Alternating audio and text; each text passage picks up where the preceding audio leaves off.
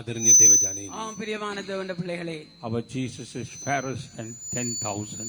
අපගේ යේසුස් වහන්සේ 10000කට වඩා රූමත්තනන් වහන්සේ. எங்களுடைய இயேசு 10,000 பேரிலும் சிறந்தவராயிருக்கிறார். Today can you say that my Jesus is fairer than 10,000? මගේ යේසුස් වහන්සේ 10000කට වඩා රූමත් තිබෙන සිටින බව ඔබට කිව හැකිද? இன்று நீங்கள் என்னுடைய இயேசு 10,000 பேரிலும் சிறந்தவர் என்று சொல்லக்கூடியவர்களாயிருக்கிறீர்களா? Were you able to enjoy the love of Jesus in your life? ඔබට යේසුස් වහන්සේ ඔබගේ ජීවිත අත්දැකිය හැකිව තිබෙනවාද? உங்களுடைய வாழ்க்கையிலே அவருடைய அன்பை அனுபவிக்கக்கூடியவர்களாய் காணப்படுகின்றீர்களா? If you have not tasted the love of Jesus, even this morning he wants to pour out his love into your hearts. යේසුස් වහන්සේගේ ප්‍රේමය මෙතෙකුදු අත්දැක නැත්නම් අද උදෑසන දේව ප්‍රේමය ඔබගේ සිතට වගුරුවන් වහන්සේ කැමති වනසේ. இவ்வளவு நாளும் தேவனுடைய அன்பை உங்களுடைய வாழ்க்கையிலே அனுபவிக்காவிட்டால் இந்த காலையிலே உங்கள் உள்ளங்களிலே அவருடைய அன்பை ஊற்ற அவர் விரும்புகிறார். All those who desire the love of God to come into your hearts, lift up your right hand. දේව ප්‍රේමය ඔබගේ හදවත් තුළට වගුරු ලැබිය යුතුයි කැමති වන සියුතන අතෝසවන්න. தேவனுடைய அன்பு உங்களுடைய உள்ளங்களிலே வர வேண்டும் என்று விரும்புகிற யாவரும் உங்களுடைய வலது கரத்தை உயர்த்துங்கள். Yes, the Lord is pouring out his love. ස්වාමීන් වහන්සේ කිය ප්‍රේමය ඔබ වෙත වගුරුනසේ. ஆம், தேவன் தம்முடைய அன்பை உங்களுக்குள்ளே ஊற்றுகிறார். Yes, the Lord is pouring out his love through the Holy Spirit. සුද්ධාත්මයන් වහන්සේ තුලින් දේව ප්‍රේමය ඔබගේ සිතට උන්වහන්සේ වගුරුනසේ. பரிசுத்த ஆவியானவர் மூலமாக தம்முடைய அன்பை உங்கள் உள்ளங்களிலே ஊற்றுகிறார். Open your hearts and receive the love of God. ඔබගේ හදවත් උන්වහන්සේ විවර කොට දේව ප්‍රේමයෙන් පිරවු ලබන්න. உங்களுடைய இருதயத்தை திறந்து தேவ அன்பினாலே நிரம்புங்கள். Oh, be filled with the love of God. දේව ප්‍රේමයෙන් පිරවු ලබන්න. தேவ அன்பினாலே நிரம்புங்கள். Hallelujah. Hallelujah. Hallelujah. Hallelujah. Hallelujah. Hallelujah. Hallelujah. Hallelujah. പാടും ഞാൻ യേശുവേ നിൻ മകൾ സ്നേഹത്തെ ആരെല്ലാവൻ ഞാൻ മകന സ്നേഹത്തെ അതിനായിരങ്ങളിൽ അതിശ്രേഷ്ഠം നീയല്ലോ ഓകെല്ലാവരെയും നിന്നെ വിട്ടൻ പ്രിയാ അതിനായിരങ്ങളിൽ അതിശ്രേഷ്ഠം നീയല്ലോ ഓകെല്ലാവരെയും നിന്നെ വിട്ടൻ പ്രിയാ പാടും ഞാൻ യേശുവേ നിന്റെ സ്നേഹത്തെ പാരെല്ലാവൻ ഞാൻ സ്നേഹത്തെ അതിനായിരങ്ങളിൽ അതിശ്രേഷ്ഠം നീയല്ലോ ഓകെല്ലാവരെയും നിന്നെ വിട്ടൻ പ്രിയാ അതിനായിരങ്ങളിൽ അതിശ്രേഷ്ഠം നീയല്ലോ ഓകെല്ലാവരെയും നിന്നെ വിട്ടൻ പ്രിയാ ഞാൻ യേശുവേ നിൻ മഹൽ സ്നേഹത്തെ ആരെല്ലാവൻ ഞാൻ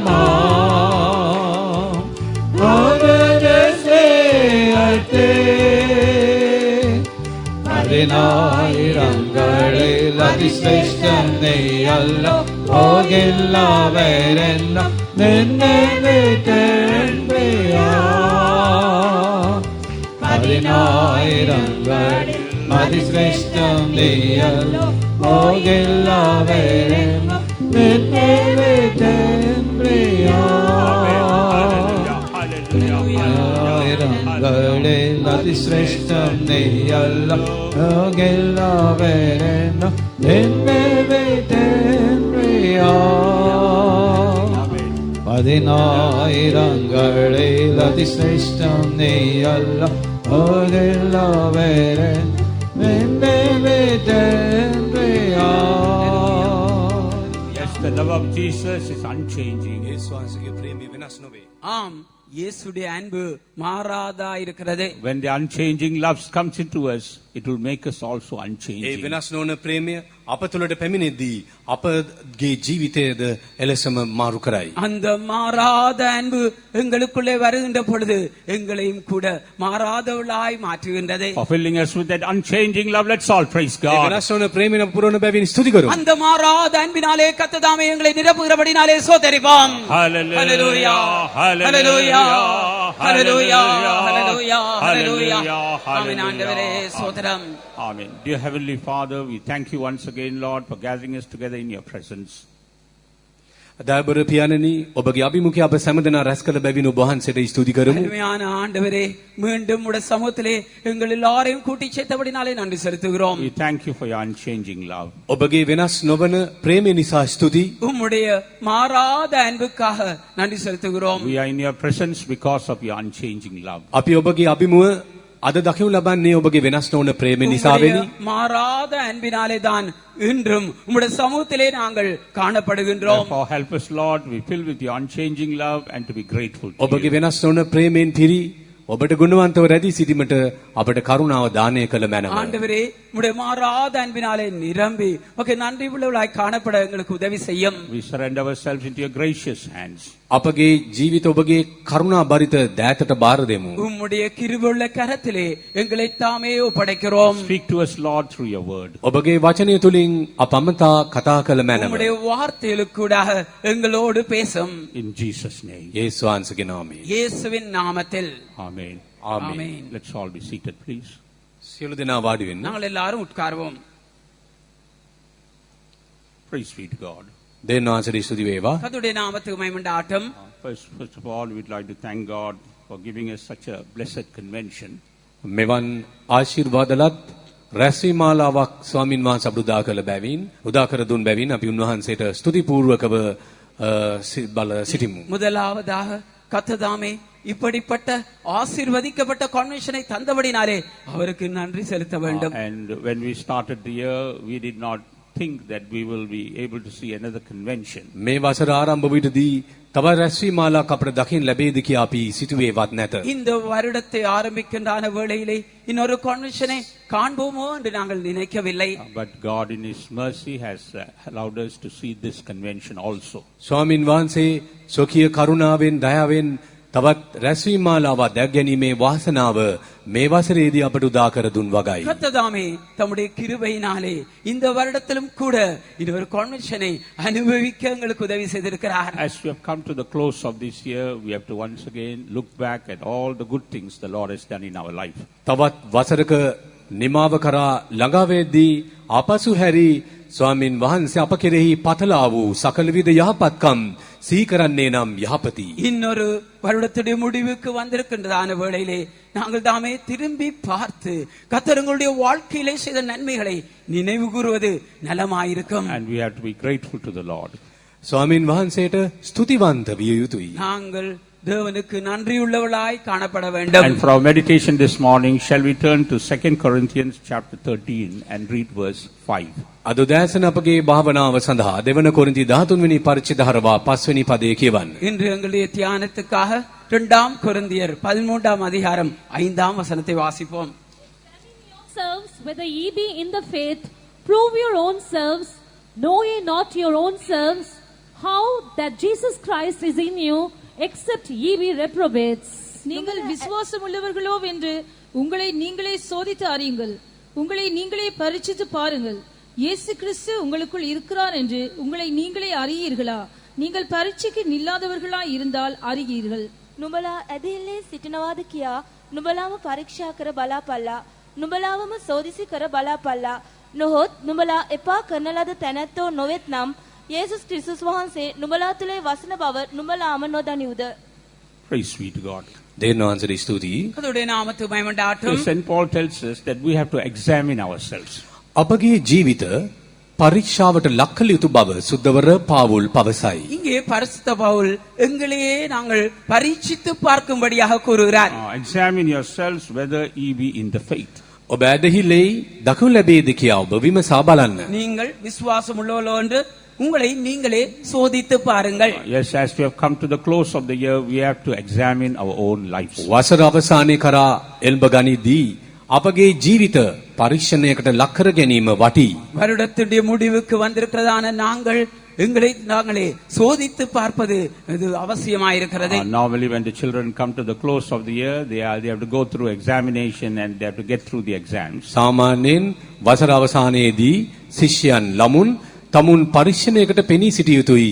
ඒ පරීක්ෂාවේ ඒ විභාගයෙන් සමත් විය යුතුයි. அங்கே சாதாரணமாக மாணவர்கள் வருட முடிவுக்கு வருகின்ற வேளையிலே ஒரு பரீட்சைக்கு கூட போடவர்களாக இருக்கிறார்கள். அதிலே அவர்கள் வெற்றி பெற வேண்டியவர்களாக இருக்கிறார்கள். So that they can be promoted to the next standard.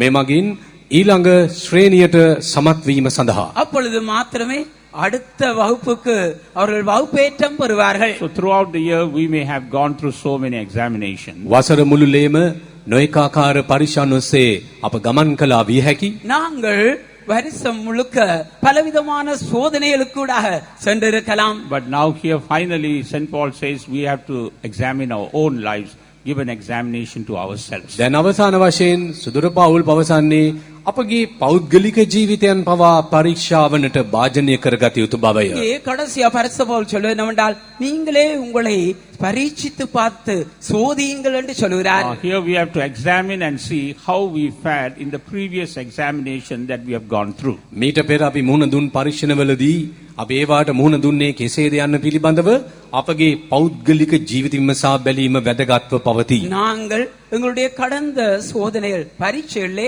எப்படி நாங்கள் சென்றோம் என்பதை எங்களுடைய தனிப்பட்ட வாழ்க்கையிலே ஆராய்ந்து பார்க்க வேண்டியவளா இருக்கிறோம். And here St. Paul says we should examine ourselves only in that particular subject in our life. මෙහි සුදුර පවුල් අවධාරණය කරන්නේ අපගේ ජීවිතයක් විශේෂයක් පිළිබඳවය. இங்கே பரிசுத்த பவுல் குறித்த பாடத்தையே சோதித்து பார்க்கும்படியாக சொல்லுகிறார். Examine yourselves whether you are in the faith. නුඹලා ඇදහිල්ලේ සිටිනවාද කියා නුඹලාම පරීක්ෂා කර බලාපල්ලා. நீங்கள் விசுவாசம் உள்ளவர்களோடு உங்களை நீங்களே சோதித்து பாருங்கள். Why he is telling about this faith and telling us to examine about this faith in our life. මේ ඇදහිල්ල ගැනද මේ ඇදහිල්ල පිළිබඳව අපගේ ජීවිත පරීක්ෂා කළ යුතු බවද ඔහු පවසන්නේ මන්ද. ஏன் அவர் இந்த விசுவாசத்தை குறித்து எங்களுடைய வாழ்க்கையிலே சோதித்து பார்க்கும்படியாக கூறுகிறார்? Because faith is one important aspect in our life that prepares us for the coming of the Lord. මන්දයත් ඇදහිල්ල යනු ස්වාමින් වහන්සේගේ ඊමට අප සූදානම් කරන කරුණු වලින් එක් අංශයක් වශයෙන් අපට හමු වේ. ஏனென்றால் விசுவாசம் தான் கர்த்தராகிய இயேசு கிறிஸ்துவுடைய வருகைக்கென்று ஆயத்தப்படுத்துகிற காரியங்களிலே விசேஷித்த அம்சமாயிருக்கிறது. And here faith we can divide it into two aspects. මෙහි ඇදහිල්ල කොටස් දෙකකට වෙන් කර දැක්විය හැක. இங்கே விசுவாசமானது ரெண்டு அம்சமாக பிரிக்கப்பட்டிருக்கிறது. First of all, here faith means a faith life. ප්‍රථමයෙන්ම මේ ඇදහිල්ල යනු ඇදහිල්ලේ ජීවිතය. முதலாவதாக விசுவாசம் என்று சொல்கிறான வேளையிலே விசுவாச ஜீவியம். In Luke chapter 18 verse 8, the Lord said, when the Son of Man cometh, shall he find faith on this earth? Luke 18 වෙනි පරිච්ඡේදයේ 8 වෙනි පදේ යේසුස් සමිඳුන් පවසන්නේ මනුෂ්‍ය පුත්‍රයා එන කලී පොළවේ ඇදහිල්ල සම්භවයේද? லூக்கா 18ஆம் அதிகாரம் 8ஆம் வசனத்திலே மனுஷகுமாரன் வரும் பொழுது பூமியிலே விசுவாசத்தை காண்பாரோ என்று கூறப்பட்டுள்ளது. That shows that at the time of the coming of the Lord, many would lose their faith on God. මේ පෙන්වන්නේ ස්වාමින් වහන්සේගේ රහස් ඊම සිදුවෙද්දී බොහෝ දෙනා ඒ වන විටදී තමුන්ගේ ඇදහිල්ල නැති කරගෙන දකින්න ලබනවා. இது காட்டுவது என்னவென்றால் கர்த்தராகிய இயேசு கிறிஸ்துவின் ரகசிய வருகை வேளையிலே அநேகர் தங்களுடைய விசுவாசத்தை இழந்தவர்களாய் காணப்படுவார்கள். That's the reason why we have to examine and see whether we are in the faith. මේ නිසා තමා අපි ඇදහිල්ලේ සිටිනවාද කියා අපේ ජීවිත විමසා බැලිය යුතු වන්නේ. காரணத்தின் நிமித்தமாகத்தான் நாங்கள் விசுவாசம் உள்ளவர்களாய் இருக்கிறோமா என்று எங்களுடைய ஜீவியங்களை நாங்கள் ஆராய்ந்து பார்க்க வேண்டும். You can put this question to yourself, how did I fare in this subject in this year? ඔබගේම මේ ප්‍රශ්නය අසා බලන්නේ නම් යහපත්ය. මේ වසරේදී මේ විෂය සම්බන්ධයෙන් මා සමත් වූයේ කෙසේද? ඒවට මුහුණ දුන්නේ කෙසේද? நீங்கள் இந்த கேள்வி உங்களையே கேட்டுக்கொண்டால் நலமாயிருக்கும். இந்த விடயத்திலே நான் இந்த வருடம் எப்படி நான் காணப்பட்டேன்? When situations came, difficulties came, trials came, did I put my faith on God? එක් එක් අවස්ථාන්වලදී සෝදිසි පරීක්ෂා කරදර හිරිහැර පැමිණි අවස්ථාන්වලදී මාගේ විශ්වාසය ඇදහිල්ල දෙවියන් කෙරෙහි රැඳී තිබුණාද? பல்வேறு சம்பவங்கள், சூழ்நிலைகள், சோதனைகள், பரீட்சைகள் வந்ததான வேளையிலே மெய்யாய் என்னுடைய நம்பிக்கை விசுவாசத்தை கர்த்தர் மேல் வைத்தேனா? Or did I have unbelief? Was I filled with unbelief and did I go away from the faith that I had on God? නොයසේනම් අනුමානෙන් පිරි දෙවියන් වහන්සේ කෙරෙහි රැඳුණු විශ්වාසයෙන් ඉවතට ගමන් කළාද? அல்லாவிட்டால் சந்தேகத்தினாலே நிரம்பி தேவன் பேரில் வைத்த விசுவாசத்திலிருந்து விலகினவனாயிருந்தேனா? Did I go on murmuring in such times? එවැනි අවස්ථාවන් වලදී මම කෙඳුරු වෙමිද? அப்படிப்பட்ட சூழ்நிலையிலே நான் முறுமுறுத்தேனா? Yes, we have to go on searching our lives. අපගේ ජීවිතය මෙන්න මේ ආකාරයෙන් පරික්ෂා කර බැලීම වැදගත් වේ. எங்களுடைய ஜீவியத்தை இவ்வாறு நாங்கள் சோதித்து பார்ப்பது முக்கியமாயிருக்கிறது. After searching ourselves, we can tell where we failed God. අපගේ ජීවිතය මෙසේ පරික්ෂණයට ලක් කිරීමෙන් අනතුරුව අපිට නිගමනය කරන්න පුළුවන් වෙනවා කුමන දේවල් වලදී අපි දෙවියන් වහන්සේගෙන් ඈත් වූවාද? இவ்வாறு நாங்கள் தாமே எங்களுடைய ஜீவியங்களை சோதித்த பிற்பாடு இன்னென்ன இடங்களிலே நாங்கள் விழுந்து விட்டோம், தவறி விட்டோம் என்பதை விளங்கிக் கொள்ளுவோம். So that in the coming year, if the Lord gives us another year, we may go through that same path victoriously. එසේනම් මේ මාවත ඔස්සේ ජයන්විතව ඉදිරි වසරේදී නව වසරේදී පියමං කිරීමට අපට අවස්ථාව උදා වනු ඒකාන්තයි. அப்படி என்றால் தான் தேவன் தாமே எங்களுக்கு அடுத்த வருடத்தை ஒரு சந்தர்ப்பத்தை தருவாரே. ஆனால் என்னென்ன பகுதியிலே தோத்தோமோ அவைகளிலே ஜெயகரமாய் முன்னேறி செல்லலாம். So the first aspect of faith here is a faith life. මෙහි ඇදහිල්ලේ ප්‍රථම අංගය වන්නේ ඇදහිල්ලේ ජීවිතයයි. இந்த விசுவாசத்துடைய முதலாவது அம்சம் தான் விசுவாச ஜீவியம். And how did we fare in that aspect?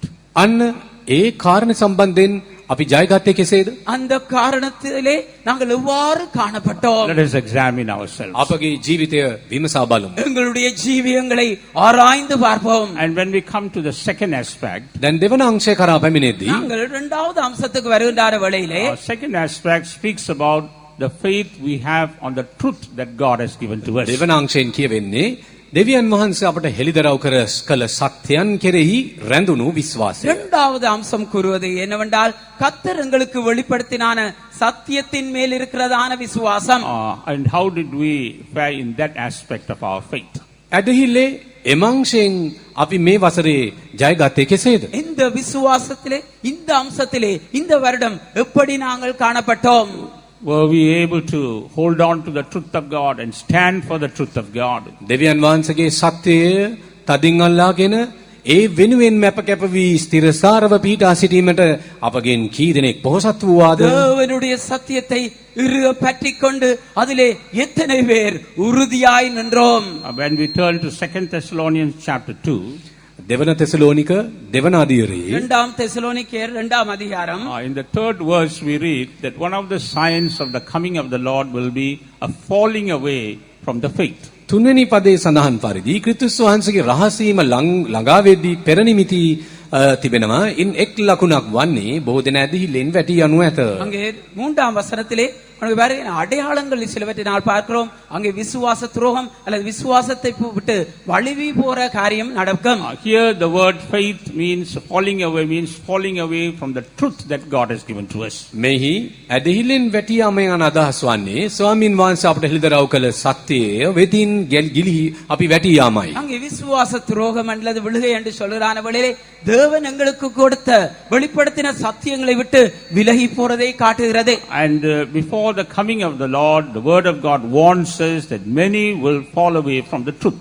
ස්වාමින් වහන්සේගේම සිදුවීමට පෙර ආතුව බොහෝ දෙනා ඇදහිල්ලෙන් වැටි යන බව සුද්ධ ලියවිල්ල අනුතුරු ඇඟවීමක් කරයි. கர்த்தருடைய வருகை சம்பவிக்கிறதுக்கு முன்பதாக அநேகர் தங்களுடைய விசுவாசத்தை விட்டு விழுந்து விடுவார்கள் அல்லது விசுவாச துரோகம் சம்பவிக்கும் என்று வேதம் எங்களை எச்சரிக்கிறது. We have to also to be careful on this aspect of faith of believing the truth and exercising the truth and standing by the truth of God. සත්‍ය විශ්වාස කිරීම, සත්‍ය ක්‍රියාවට නැගීම, සත්‍යයට අනුකූලව ජීවත් වීම යන කාරණේ සම්බන්ධයෙන් අපි ඒ කාරණේට විශ්වාසවන්තව සිටීමට වග බලා ගත යුතුයි. நாங்கள் சத்தியத்தை விசுவாசிப்பது சத்தியத்தின்படி ஜீவிப்பது சத்தியத்தை கண்டு உறுதியாயிருக்க வேண்டும். இவைகளை குறித்து நாங்கள் கவனமாயிருக்க வேண்டும். And only then we can say we have passed the exam.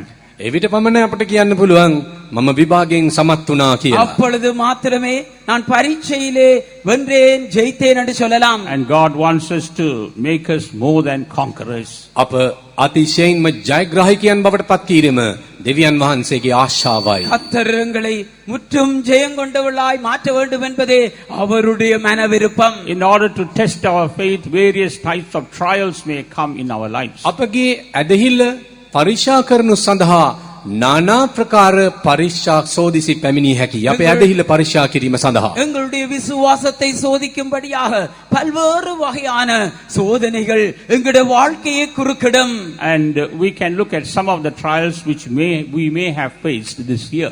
මේ වසරේදී අප මුණ දුන් සමහර සෝදිසි සලකා බැලුවා නම් நாங்கள் இந்த வருடம் சந்தித்ததான சில சோதனைகளை குறித்து நாங்கள் எடுத்து சீர்தூக்கி பார்த்தால் And we see the Bible gives different names for different trials. විවිධ සෝදිසියනට බයිබලය විවිධ නම් ගෙන දෙයි. வித்தியாசமான சோதனைகளுக்கு வேதாகமமானது வித்தியாசமான பெயர்களை குறிப்பிடுகிறது. And the first type of trial, the word of God calls it trials that are common to every man. පළමු ආකාරයේ ඒ සෝදිසි සුද්ධ බයිබලයේ හඳුන්වා දෙන පරිදි සියල්ලන්ටම பொது சாமானிய சோதிசி. முதலாவது சோதனை குறித்து நாங்கள் பார்க்கின்ற வேளையிலே அந்த வேதாகமம் எப்படி அறிமுகப்படுத்துகிறது என்றால் பொதுவான சகலருக்கும் உரிய சோதனை. Read 1 Corinthians chapter 10 verse 13. 1 கொரிந்தி 10:13. முதலாம் கொரிந்தியர் 10ஆம் அதிகாரம் 13ஆம் வசனம். There hath no temptation taken you, but such as is common to man. But God is faithful, who will not suffer you to be tempted above that ye are able, but will with the temptation also make a way to escape, that ye may be able to bear it. மனுஷருக்கு நேரிடுகிற சோதனையே அல்லாமல் வேறே சோதனை உங்களுக்கு நேரிடவில்லை. தேவன் உண்மையுள்ளவராய் இருக்கிறார். உங்கள் திராணிக்கு மேலாக நீங்கள் சோதிக்கப்படுகிறதற்கு அவர் இடம் கொடாமல் சோதனை தாங்கத்தக்கதாக சோதனையோடு கூட அதற்கு தப்பிக்கொள்ளும்படியான போக்கையும் உண்டாக்குவார். මනුෂ්‍ය විසින් ඉසිලිය හැකි පරීක්ෂාවක් මිස අනිකක් නුඹලාට පැමිණුනේ නැත. නමුත් දෙවියන් වහන්සේ විශ්වාස කෙනෙක්ය. උන්වහන්සේ නුඹලාගේ පුළුවන්කමට වඩා නුඹලා පරීක්ෂා කරනු ලබන්ට ඉඩ නොදී නුඹලාට පරීක්ෂාව ඉවසිය හැකි වන පිණිස ඒ සමග ගැලවෙන මාර්ගයද සාදා දෙනසේක. So here we see a trial that is common to every man. මෙහිදී සියලු මනුෂ්‍යයන්ට பொது පරීක්ෂාවක් හැටියට අපිට இங்கே දැක්කේ. நாங்கள் எந்த மனுஷனுக்கும் பொதுவான சோதனையை குறித்து பார்க்கிறோம். That means that all men have to go through such trials. මින් අදහස් වන්නේ සියලුම මනුෂ්‍යයන් පොදු වශයෙන් හැමදෙනාම ගමන් කළ යුතු පරීක්ෂාවන්. அதனுடைய கருத்து என்னவென்றால் எல்லா மனிதர்களுமே இப்படிப்பட்ட சோதனையை கடந்து செல்ல வேண்டும். But normally we don't have that understanding. බොහෝ විට අපට මෙම ඥාන අවබෝධය නැත. ஆனாலும் எங்களுக்கு இந்த விளக்கம் கிடையாது. Therefore what do we say? We say, Lord, I am the only one suffering. මේ නිසා අපි මොනවද සාමාන්‍යයෙන් කියන්නේ? අනේ දෙයියනේ මා පමණයි මෙවැනි පරීක්ෂාවකට මුහුණ දෙන්නේ. ஆனபடியால் நாங்கள் என்ன சொல்கிறோம்? நான் தான் இந்த சோதனை கூட போகிறேன், வேறொருவரும் போவதில்லை என்று சொல்கிறோம். Perhaps others are going through much severe trial, but they are not showing it openly. සමහර විට අනිත් අය මීට වඩා බරපතල බැරෑරුම් පරීක්ෂා තුලින් ගමන් කරනවා විය හැකිය. නමුත් ඒවා වුන් පෙන්눔 කරගන්නේ නැතුව සිටනවා විය හැකිය. ஒருவேளை மற்றவர்கள் இதைவிட கடுமையான பலமான சோதனை கூட செல்வர்களாக இருக்கலாம், ஆனால் அவர்கள் வெளிப்படுத்துவதில்லை. They only let the Lord know about it and they go on discussing with God about it. දෙවියන් වහන්සේ සියල්ල දන්නවනේ. දෙවියන් වහන්සේම සියල්ල බාර ගන්නා සේක්වායයි ප්‍රාර්ථනා කරමින් සියල්ලම වුන් සාකච්ඡා කරගන්නේ දෙවියන් වහන්සේ සමග පමණයි. அவர்கள் தாமே தேவன் தாமே எல்லாவற்றையும் அறிந்தவராய் இருக்கிறாரே, ஆகையால் தேவனோடு கூடத்தான் அவர்கள் ஆலோசிக்கிறார்கள். But for us, we think that we are the only one suffering and we want the whole world to know about it. நாம் අපි මොනවද කරන්නේ? මා පමණයි අපි පමණයි දුක් විඳින්නේ කියා සිතමින් මුළු ලෝකෙටම අඬ බෙර ගහා කියනවා අපේ දුක් විඳීම් පරීක්ෂා සෝදිසි පිළිබඳව. நாங்கள் என்ன சொல்லுகிறோம்? நான் தான் மாத்திரம் இப்படிப்பட்ட சோதனை கூட போகிறேன் என்று சொல்லி முழு உலகத்துக்கும் நாங்கள் தம்பட்டம் அடிக்கிறோம். But God does not want us to be in that state. නමුත් අපි එවන් තත්වයක රැඳී සිටීම දේවාභිලාෂය නොවේ. ஆனாலும் தேவன் அந்த நிலவரத்திலே நாங்கள் இருப்பதை விரும்புவதில்லை. If we are to face such kind of trial, here St. Paul gives us a few clues as to how we can face those trials. එවැනි පරීක්ෂාවට හසු වුවන් නම් ඉන් මුදනු ලැබිය හැක්කේ කෙසේද යන්න පිළිබඳ නැතොත් මුණ දිය හැක්කේ කෙසේද යන්න පිළිබඳව සුදොර පාවුල් සමහර ඉංගියයන් දක්වයි. நாங்கள் தாமே இப்படிப்பட்டதான சோதனைகளுக்கூடாக போறவளா இருந்தால் அவைகளை எப்படி நாங்கள் முகம் கொடுக்கலாம் என்பதை குறித்து பரிசுத்த பவுல் சில காரியங்களை குறிப்பிடுகிறார். Here St. Paul says we must have an understanding about our God. මෙහි සුදොර පාවුල් තුමා අවධාරණය කරන්නේ අපගේ දෙවියන් වහන්සේ පිළිබඳව අපට හොඳ අවබෝධයක් තිබිය යුතු බවය. இங்கே பரிசுத்த பவுல் எங்களுடைய தேவனை குறித்து நல்ல ஒரு விளக்கம் எங்களுக்கு இருக்க வேண்டும் என்று கூறுகிறார். First he says our God is faithful. ප්‍රථමයෙන්ම ඔහු කියන්නේ අපගේ දෙවියන් වහන්සේ විශ්වාස කෙනෙක් කිය. முதலாவதாக அவர் கூறுவது என்னவென்றால் எங்களுடைய தேவன் உண்மையுள்ளவர். And is there anyone here who can say that God is unfaithful?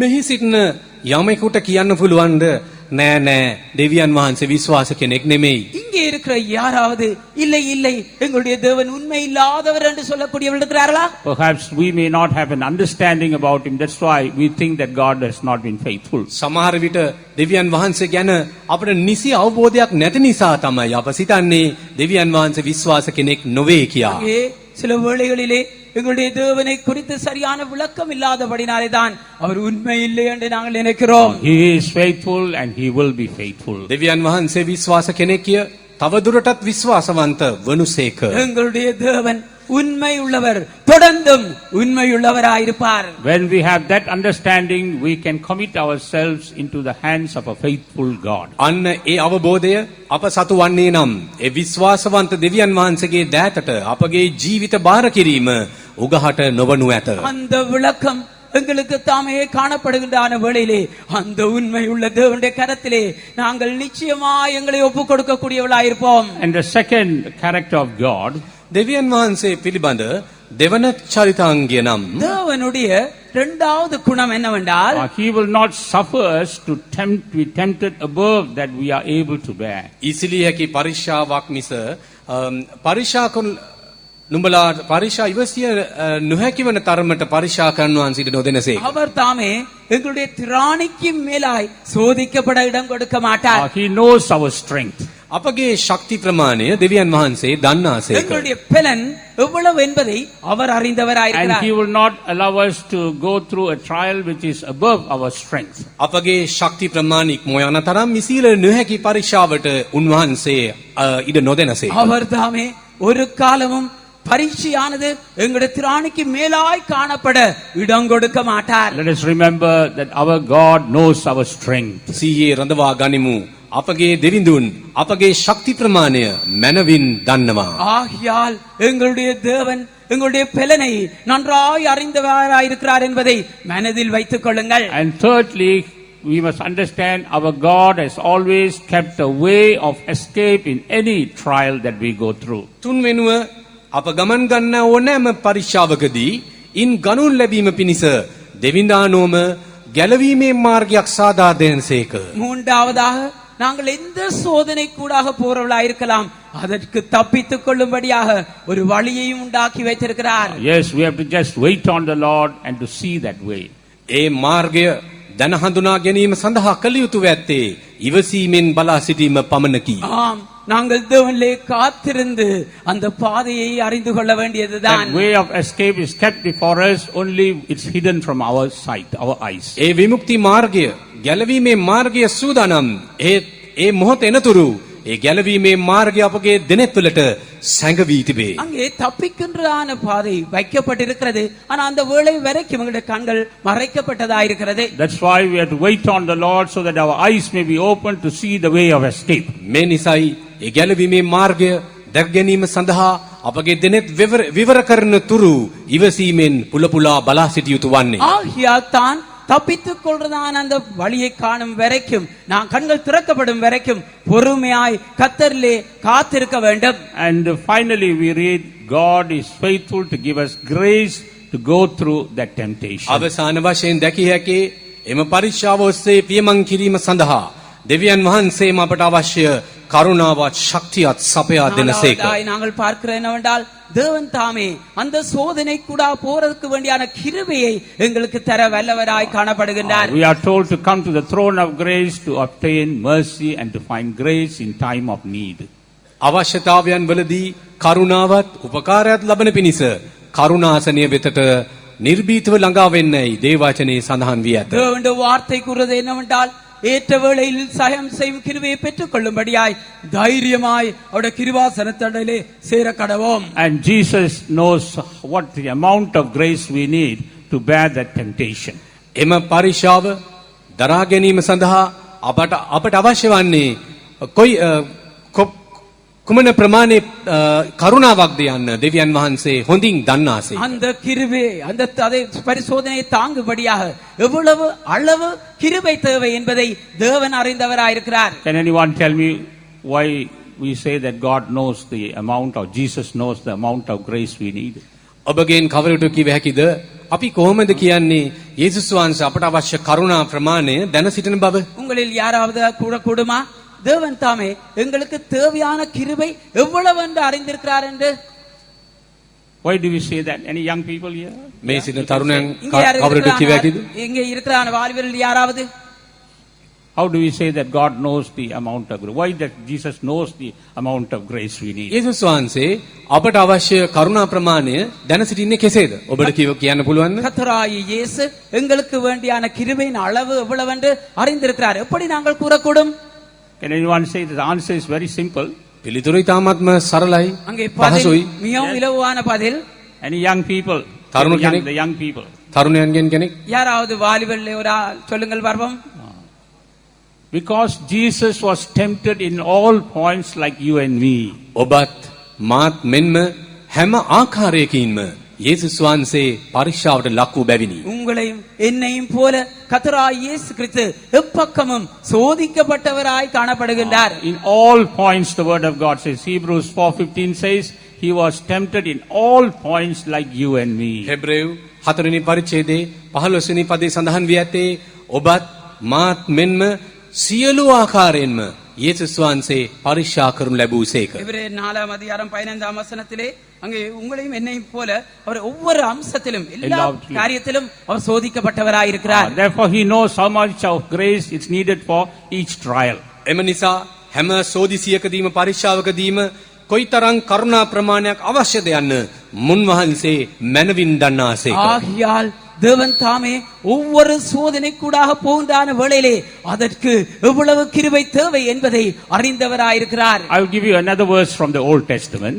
පැරණි කිව්සුමෙන් මෙන්න තවත් පදයක් ඔබට பழைய ஏற்பாட்டிலிருந்து இதோ உங்களுக்கு இன்னொரு வசனம் தருகிறேன். In Isaiah 63 verse 9.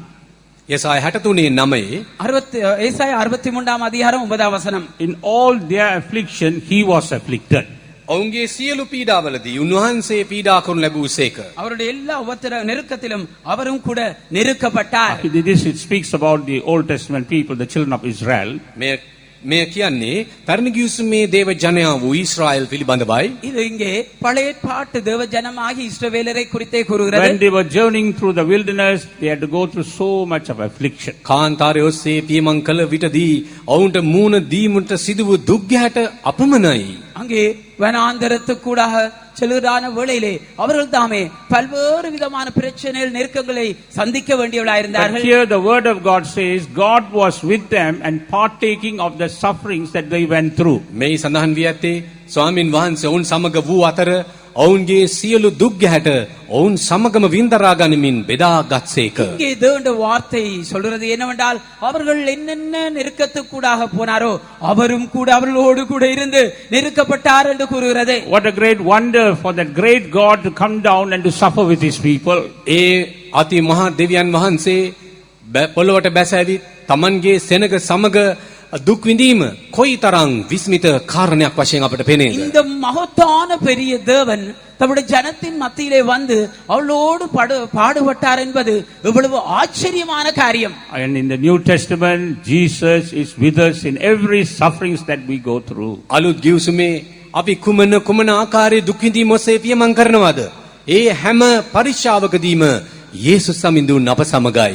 புதிய ஏற்பாட்டிலே நாங்கள் தாமே என்னென்ன சோதனைகளுக்கூடாக போகிறோமோ அந்த சோதனையில் எல்லாவற்றிலும் அவர் எங்களோடு கூட இருக்கிறார். That actually speaking, we are only bearing half the burden because the other half Jesus is bearing for us. අන් වදනින් කියවතොත් අපි උසුලන්නේ ඒ බරින් අඩක් භාගයක් පමණයි. ඇයි? ඉතිරි භාගය යේසුස් වහන්සේ උසුලනවා නොවේද? அதோடைய அர்த்தம் என்னவென்றால் நாங்கள் சுமையிலே நாங்கள் சுமக்கிற பாரத்திலே அரவாசி தான் நாங்கள் சுமக்கிறோம், மற்ற அரவாசியை இயேசு தாமே சுமக்கிறார். How many of us believe that? Hallelujah. ඔබගෙන් කී දෙනෙක් අදානවද?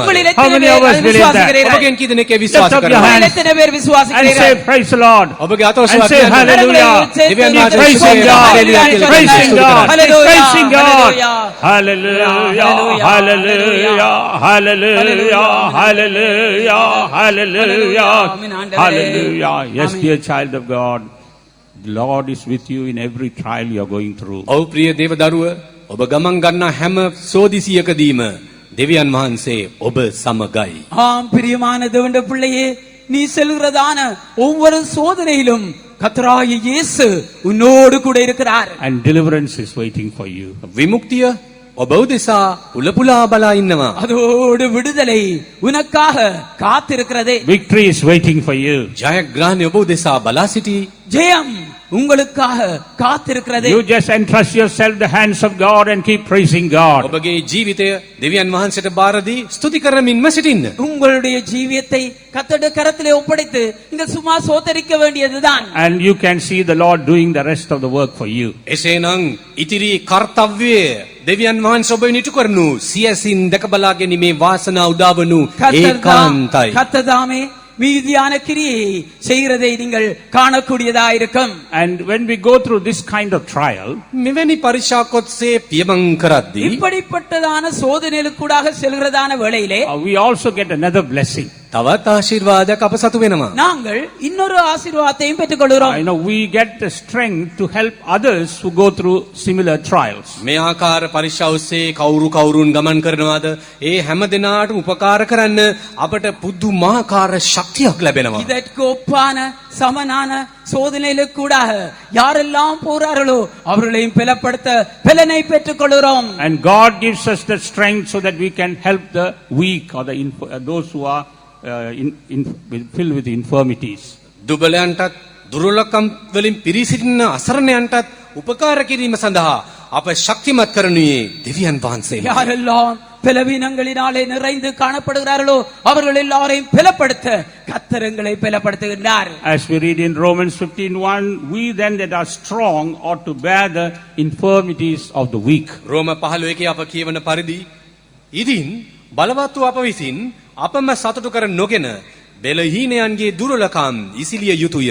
அன்றியும் பலமுள்ளவர்களாகிய நாம் நமக்கே பிரியமாய் நடவாமல் பலவினுடைய பலவினங்களை தாங்க வேண்டும். And we became strong because we went through that path. අපි ශක්තිමත් උනේ කෙසේද?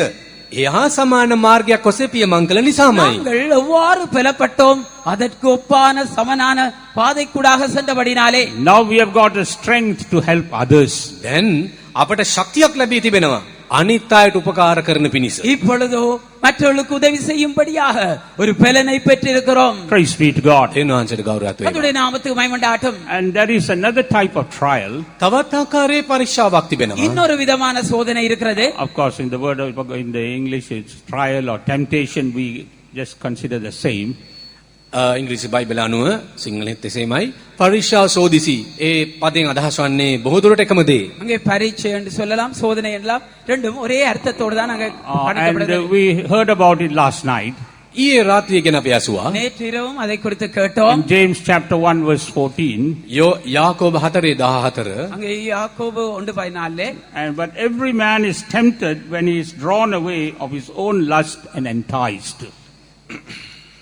නමුත් එක එක මනුෂ්‍යයා තම තමාගේ තෘෂ්ණාවෙන් අදිනු ලබන කල්හිද පොළඹවනු ලබන කල්හිද පරීක්ෂා කරනු ලබයි.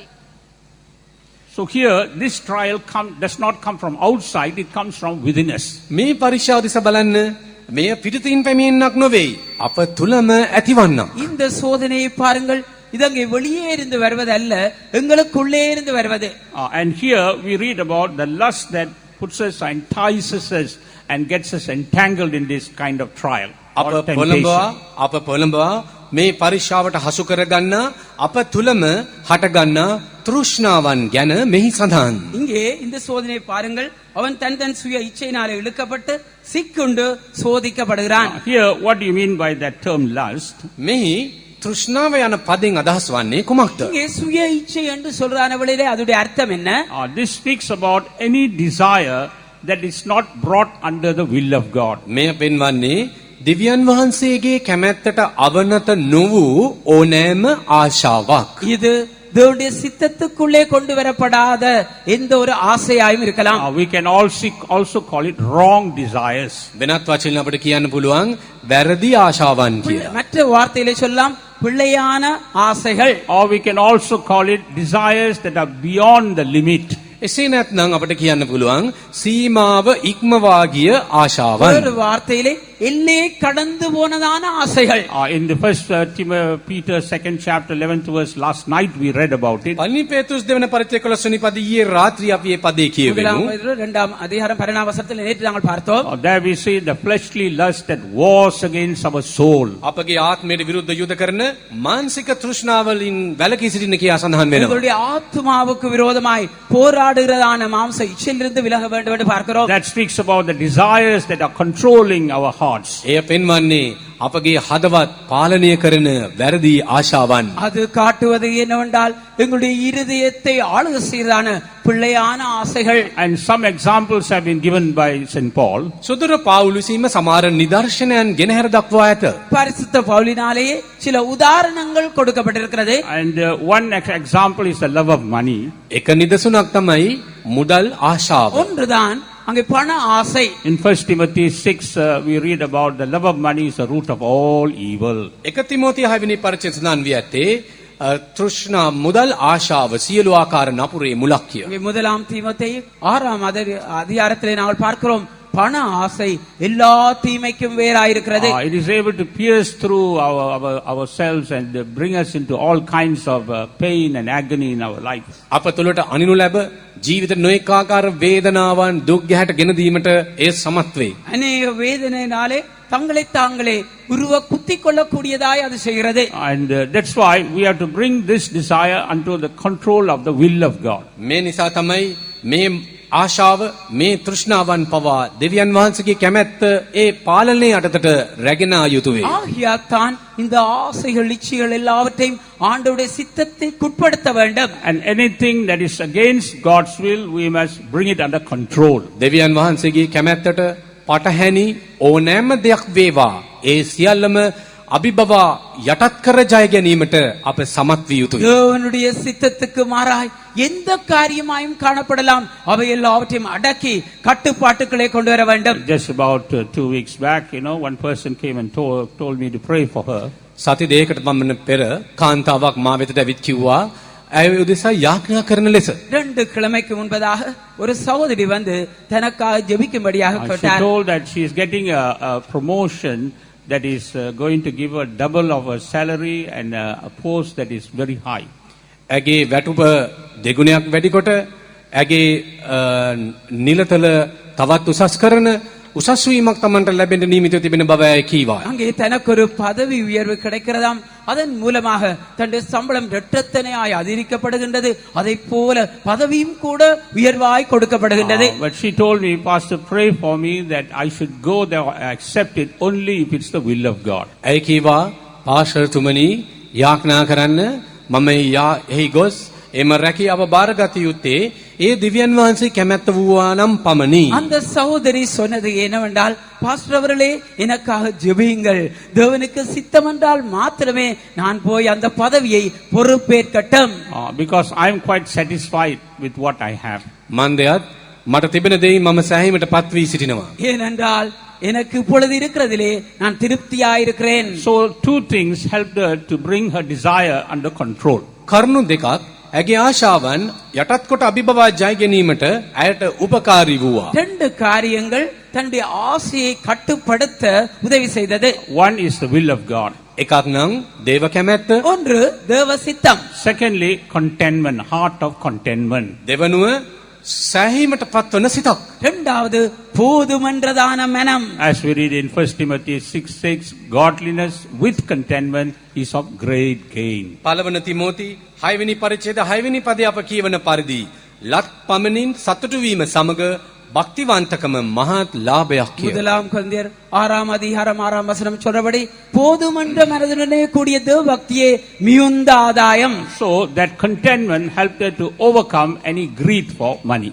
මේ නිසා ඒ තෘප්තිමත් භාවය මුදල් කෙරේ තිබෙන ඒ ආශාව තණ්හාව අභිබව ජය ගන්න ඇයට ශක්තිය දුන්නා. போதுமென்றதான மனம் ஆனது பண ஆசையிலிருந்து ஜெயித்து அதை மேற்கொள்ள உதவி அளித்தது. And at the same time, I would like to give you one beautiful verse from the Word of God. ඒ සමගම මෙන්න සුදු බයිබලෙන් ලස්සන පදයක් ඔබට. அதே நேரம் வேதாகமத்திலிருந்து ஒரு அழகான வசனத்தை உங்கள் முன் வைக்க விரும்புகிறேன். Because you all may have certain lack, certain need in your life. ඔබගේ ජීවිතේ සමහර ඌනතාවයන් අවශ්‍යතාවයන් තිබෙන්නට පුළුවන්. ஏனென்றால் உங்களுடைய ஜீவியத்திலே எத்தனையோ விதமான பல தேவைகள் காணப்படலாம். And what does the Word of God say? Bible දේවචනය කියන්නේ කුමක්ද? தேவனுடைய வார்த்தை என்ன கூறுகிறது? Read Psalms 37 verse 4. ගීතාවලිය 37:4. 37ஆம் சங்கீதம் 4ஆம் வசனம். Delight thyself also in the Lord, and he shall give thee the desires of thine heart. கர்த்தரிடத்தில் மனமகிழ்ச்சியாயிரு, அவர் உன் இருதயத்தின் வேண்டுதல்களை உனக்கு அருள் செய்வார். ස්වාමින් කෙරෙහි ප්‍රීතිමත් වෙව උන්වහන්සේද තාගේ සිතේ ආශාවන් ඉෂ්ට කරන සේක. So here we see the Lord says, delight yourself in the Lord, and he shall give thee the desires of thine heart. ස්වාමීන් කෙරෙහි ප්‍රීතිමත් වෙව උන්වහන්සේ තාගේ සිතේ ආශාවන් ඉෂ්ට කරනසේක. கர்த்தரிடத்தில் மகிழ்ச்சியாயிரு, அவர் உன் இருதயத்தின் வேண்டுதலை உனக்கு அருள் செய்வார். When you are rejoicing in the Lord, all those wrong desires will be removed from you. ස්වාමීන් වහන්සේ තුල ප්‍රීතියෙන් උද්දාමයට පත් වෙද්දී ඔබ තුල මොන මොන නරක ආශාව නරක්ගෙන තිබෙනවාද? ඒ දේවල් තුරන් වී යනු ඒකාන්තයි. கத்தருக்குள்ளே மன மகிழ்ச்சியா இருக்கின்றதான வேளையிலே உடைய இருதயத்திலே என்னென்ன பிள்ளையான வாஞ்சி எழுச்சிகள் இருக்குமோ அவையெல்லாம் அகன்று போய்விடும். Then your desires also become holy and acceptable to God. අනතුරු ඔබගේ ආශාවන් අභිලාෂයන් දෙවියන් වහන්සේ ඉදිරියේ පරිශුද්ධ මෙන්ම පිළිගත හැකි වූ තත්වයක දකිනු ලබනවා. அப்பொழுது மாத்திரமே உங்களுடைய வாசைகள் தேவனுக்கு முன்பாக அது சுத்தமாயும் ஏற்றுக்கொள்ளப்படத்தக்கதாயும் காணப்படும். When we come across this kind of temptation in our life, අපගේ ජීවිතේ මෙවැනි පරිශාන් හමු වෙද්දී இப்ப எங்களுடைய ஜீவியத்திலே இப்படிப்பட்டதான சோதனைகள் குறுக்கிடுகிறதான வேளையிலே when we handle it in the right manner, එය හරි ආකාරයෙන් නිසි ආකාරයෙන් හසුරුවද්දී நாங்கள் அதை சரியான முறையிலே கையாடுகின்றதான வேளையிலே it becomes a blessing for us. ඒ අපට පෙරලා ආශිර්වාදයක් බවට පත්වනු සහතිකයි. அது எங்களுக்கு ஆசீர்வாதம் ஆவது நிச்சயம். What is the blessing we get in this kind of trials? මේ ආකාරයේ පරිශාවක් තුලින් අපට ලැබෙන ආශිර්වාදය කුමක්ද? இப்படிப்பட்டதான சோதனைகளுக்கு கூட நாங்கள் பெற்றுக்கொள்ற ஆசீர்வாதம் என்ன? We are able to discipline our life. අපගේ ජීවිතය විනයානුකූලව හසුරුවා ගන්න අපට පුළුවන් වෙනවා. எங்களுடைய ஜீவியங்களை நாங்கள் கட்டுப்படுத்தி ஒழுங்குபடுத்தக்கூடியவர்களா இருக்கிறோம். As St. Paul says in 1 Corinthians 9:27, I keep my body under subjection so that I may not become a castaway. පළවෙනි කොරින්ති 9 වෙනි පරිච්ඡේදයේ 27 වන පදේ සුද්ධර පාවුල් පවසන පරිදි මාගේ ශරීරය දමනය කර වාල්කමට පමුණුවමි. එසේ කරන්නේ අනුන්ට දේශනා කළාට පසු කොයි ලෙසකින්වත් මාම එපා කරනු නොලබන පිණිසය. முதலாம் கொரிந்தியர் 9ஆம் அதிகாரம் 27ஆம் வசனத்திலே பரிசுத்த பவுல் கூறுகிறபடி நான் தானே ஆகாதவன் என்று தள்ளப்படாதபடிக்கு என்னுடைய சரீரத்தை அடக்கி ஒடுக்குகிறேன் என்று சொல்கிறார். There we see, we learn how to discipline our whole life. අන්න එහිදී අපගේ ජීවිතය හසුරුවා ගන්නේ දමනය කරගන්නේ කෙසේද යන්න අපි ඉගෙන ගන්නෙමු. அங்கே நாங்கள் எங்களுடைய ஜீவியத்தை எப்படி ஒழுக்கமாய் அடக்கிக் கொள்ள வேண்டும், கட்டுப்படுத்த வேண்டும் என்று அறிந்து கொள்கிறோம். To discipline our spirit, our soul and our body. අපගේ ආත්මය, ප්‍රාණය, ශරීරය දමනය කර හසුරුවා ගැනීම සඳහා நாங்கள் எங்களுடைய ஆவி, ஆத்மா, சரீரம் இவைகளை அப்படியே கட்டுப்படுத்தி ஒழுங்குபடுத்திக் கொள்கிறோம். So those trials are giving us an exercise as to how to discipline our body. මේ නිසා එම පරිශාවන් අපගේ ශරීරය පාලනය කරගන්නේ කෙසේද යන්න පිළිබඳව අපට උදව්පකාර කරයි. இப்படிப்பட்டதான சோதனைகள் எங்களுடைய ஆவி ஆத்ம சரீரத்தை எவ்வாறு நாங்கள் அடக்கி ஒழுங்குபடுத்த உதவி அளிக்கிறது. And how did we fare in this kind of trial in the past year? ගෙවී ගිය වසරේදී මෙවැනි පරික්ෂා අවස්ථාන්වලදී අපි ඒවාට මුහුණ දුන්නේ කෙසේද? இப்பொழுது எங்களை விட்டு கடந்த போரான இந்த வருடத்திலே இந்த சோதனைகளை எப்படி நாங்கள் முகம் கொடுத்தோம்? Did we yield ourselves to any wrong desires? වැරදි ආශාවන් වලට ඉඩ දුන්නාද? பிள்ளையான ஆசைகளுக்கு இடம் கொடுத்தோமா? Did we yield ourselves to anything that's against the will of God? දේව කැමැත්තට එරෙහි වූ කිසියම් දෙයකට අපි බාර වුණෙමුද? தேவ சித்தத்துக்கு விரோதமான ஏதோ ஒரு காரியத்துக்கு நாங்கள் இணங்கி கொடுத்தோமா? Let us examine ourselves. අපගේ ජීවිත පරීක්ෂණයට ලක් කරමු. எங்களுடைய ஜீவியங்களை சோதித்து பார்ப்போம். Praise be to God. දේවනාථ స్తుති වේවා. கர்த்தருடைய நாமத்துக்கு மகிமை உண்டாகட்டும். And there's another type of trial also that we face. අප මුහුණ දෙන තවත් ආකාරයේ පරීක්ෂාවක් ඇත. நாங்கள் முகம் கொடுக்கிறதான இன்னொரு விதமான சோதனை இருக்கிறது. And we can call it an endurance test. එය අපට හඳුන්වන්න පුළුවන් දරා ගැනීමේ පරීක්ෂාව அதை යන්න. எவ்வளவு தூரம் சகிக்கிறோம் சகிப்பின் சோதனை. Read James chapter 1 verses 2 to 5. යාකෝබේ 2 සිට 5 දක්වා. யாக்கோபு முதலாம் அதிகாரம் 2 4 வரைக்கும். My brethren, count it all joy when ye fall into diverse temptations, knowing this, that the trying of your faith worketh patience. But let patience have a perfect work, that ye may be perfect and entire, wanting nothing. If any one of you lack wisdom, let him ask of God. Fourth verse, you know. என் சகோதரரே, நீங்கள் பலவிதமான சோதனைகளில் அகப்படும் போது உங்கள் விசுவாசத்தின் பரீட்சையானது பொறுமை உண்டாக்கும் என்று அறிந்து அதை மிகுந்த சந்தோஷமாக எண்ணுங்கள். நீங்கள் ஒன்றிலும் குறைவுள்ளவர்களாய் இராமல் பூரணராயும் நிறைவுள்ளவர்களாயும் இருக்கும்படி பொறுமையானது பூரண கிரியை செய்ய கடவது. මගේ සහෝදරෙනි, නුඹලාගේ ඇදහිල්ල සෝදිසි කිරීමෙන් ශාන්ති ගුණය උපදින බව දැන අනේකාකාර පරීක්ෂාවලට වැටෙන කල ඒ සියල්ල ප්‍රීතියක් යයි සිතා පල්ලා. නමුත් නුඹලා කිසිවකින් අඩුව නොසිට සියලු ආකාරයෙන්ම සම්පූර්ණව සිටින පිණිස ශාන්ති ගුණය සම්පූර්ණ ලෙස ක්‍රියා කෙරේවා. So this trial creates patience in our life. මෙම සෝදිසිය අපේ ජීවිතේ ඉවසිල්ල ප්‍රගුණ කරයි. இந்த சோதனை எங்களுடைய வாழ்க்கையிலே பொறுமையை உண்டாக்குகிறது. And patience in turn helps God to work in our lives and perfect the good work. මේ ඉවසීම මේ ශාන්ත ගුණේ අනතුරුව දෙවියන් වහන්සේගේ යහපත් ක්‍රියාදාමය අපගේ ජීවිතේ සමාප්ත කිරීමට සම්පූර්ණ කිරීමට ඉඩකට සලසා இந்த දෙනවා. பொறுமையானது தேவன் எங்களுக்குள்ளே தொடங்கியிருக்க அந்த நற்கிரியையை பூர்ணப்படுத்த உதவி அளிக்கின்றதா That's இருக்கிறது. why here we read, let patience have a perfect work. මේ නිසා අපි කියුවේ ශාන්ති ගුණය සම්පූර්ණ ලෙස ක්‍රියා කෙරේවා. ஆகையால்தான் பொறுமையானது பூரணமாய் கிரியை செய்ய கடவுது என்று So வாசித்தோம். God takes us through certain trial in order to create patience in our life. දෙවියන් වහන්සේ සමහර පරීක්ෂා ඔස්සේ අප රැගෙන යන්නේ අපගේ ජීවිතේ ඉවසීම ප්‍රගුණ කර ගැනීමේ අරමුණින්. தேவன் தாமே சில சோதனைகளுக்கு கூடாக கொண்டு செல்வது என்னவென்றால் நாங்கள் பொறுமையை கற்றுக்கொள்ளும்படியாக. And when impatience hinders the work of God, ඔබගේ ඉවසීම අඩුවන්නේ නම් මේ දෙවියන් වහන්සේ ක්‍රියාවට බාධාවක් වනු ඇත. எங்களுடைய பொறுமையற்ற தன்மை தேவனுடைய கிரியைக்கு ஒரு தடையாய் போய் விடுகின்றது. and our impatience blinds our eyes from the ways of God, the counsel of God. අපගේ නොයිවසිලිවන්තකම දෙවියන් වහන්සේගේ මන්ත්‍රණය දැන ගැනීම, සවුන්වහන්සේගේ මාවත් හඳුනා ගැනීම මේ සියල්ලටම අප අන්ධ කරයි. எங்களுக்குள்ளே பொறுமையின்மை என்ன செய்கிறது? தேவனுடைய சித்தம், தேவனுடைய வழிகள் எல்லாவற்றையும் அறிந்து கொள்ளாத படிக்கு எங்களை குருடாக்கி போடுகின்றது. And one good example is Moses. මෙන්න හොඳ උදාහරණයක් මෝසෙස්ගේ ජීවිතය. இதற்கு நல்ல உதாரணமாக மோசேயுடைய ஜீவியம் காணப்படுகிறது. There the word of God says he lost his patience and therefore he spoke unadvisedly. ඔහුගේ ඉවසීම නැති කරගෙන නුසුදුසු ලෙස ඔහු කතා කෙලේ යයි සුද්ධව බයිබලය පවසයි. தேவனுடைய வார்த்தை கூறுவது என்னவென்றால் அவன் தாமே தன்னுடைய பொறுமையை இழந்து தகுதியற்ற வார்த்தைகளை பேசினான். In the Psalms 106 verses 32 and 31 you can read for yourself. ගීතාවල 106 31යි 32යි කියවා බලන්න. 106 சங்கீதம் 31 32 வசனங்களை உங்களுக்குள்ளே நீங்கள் வாசிக்கலாம். In 32 and 33 we read how they provoked his spirit.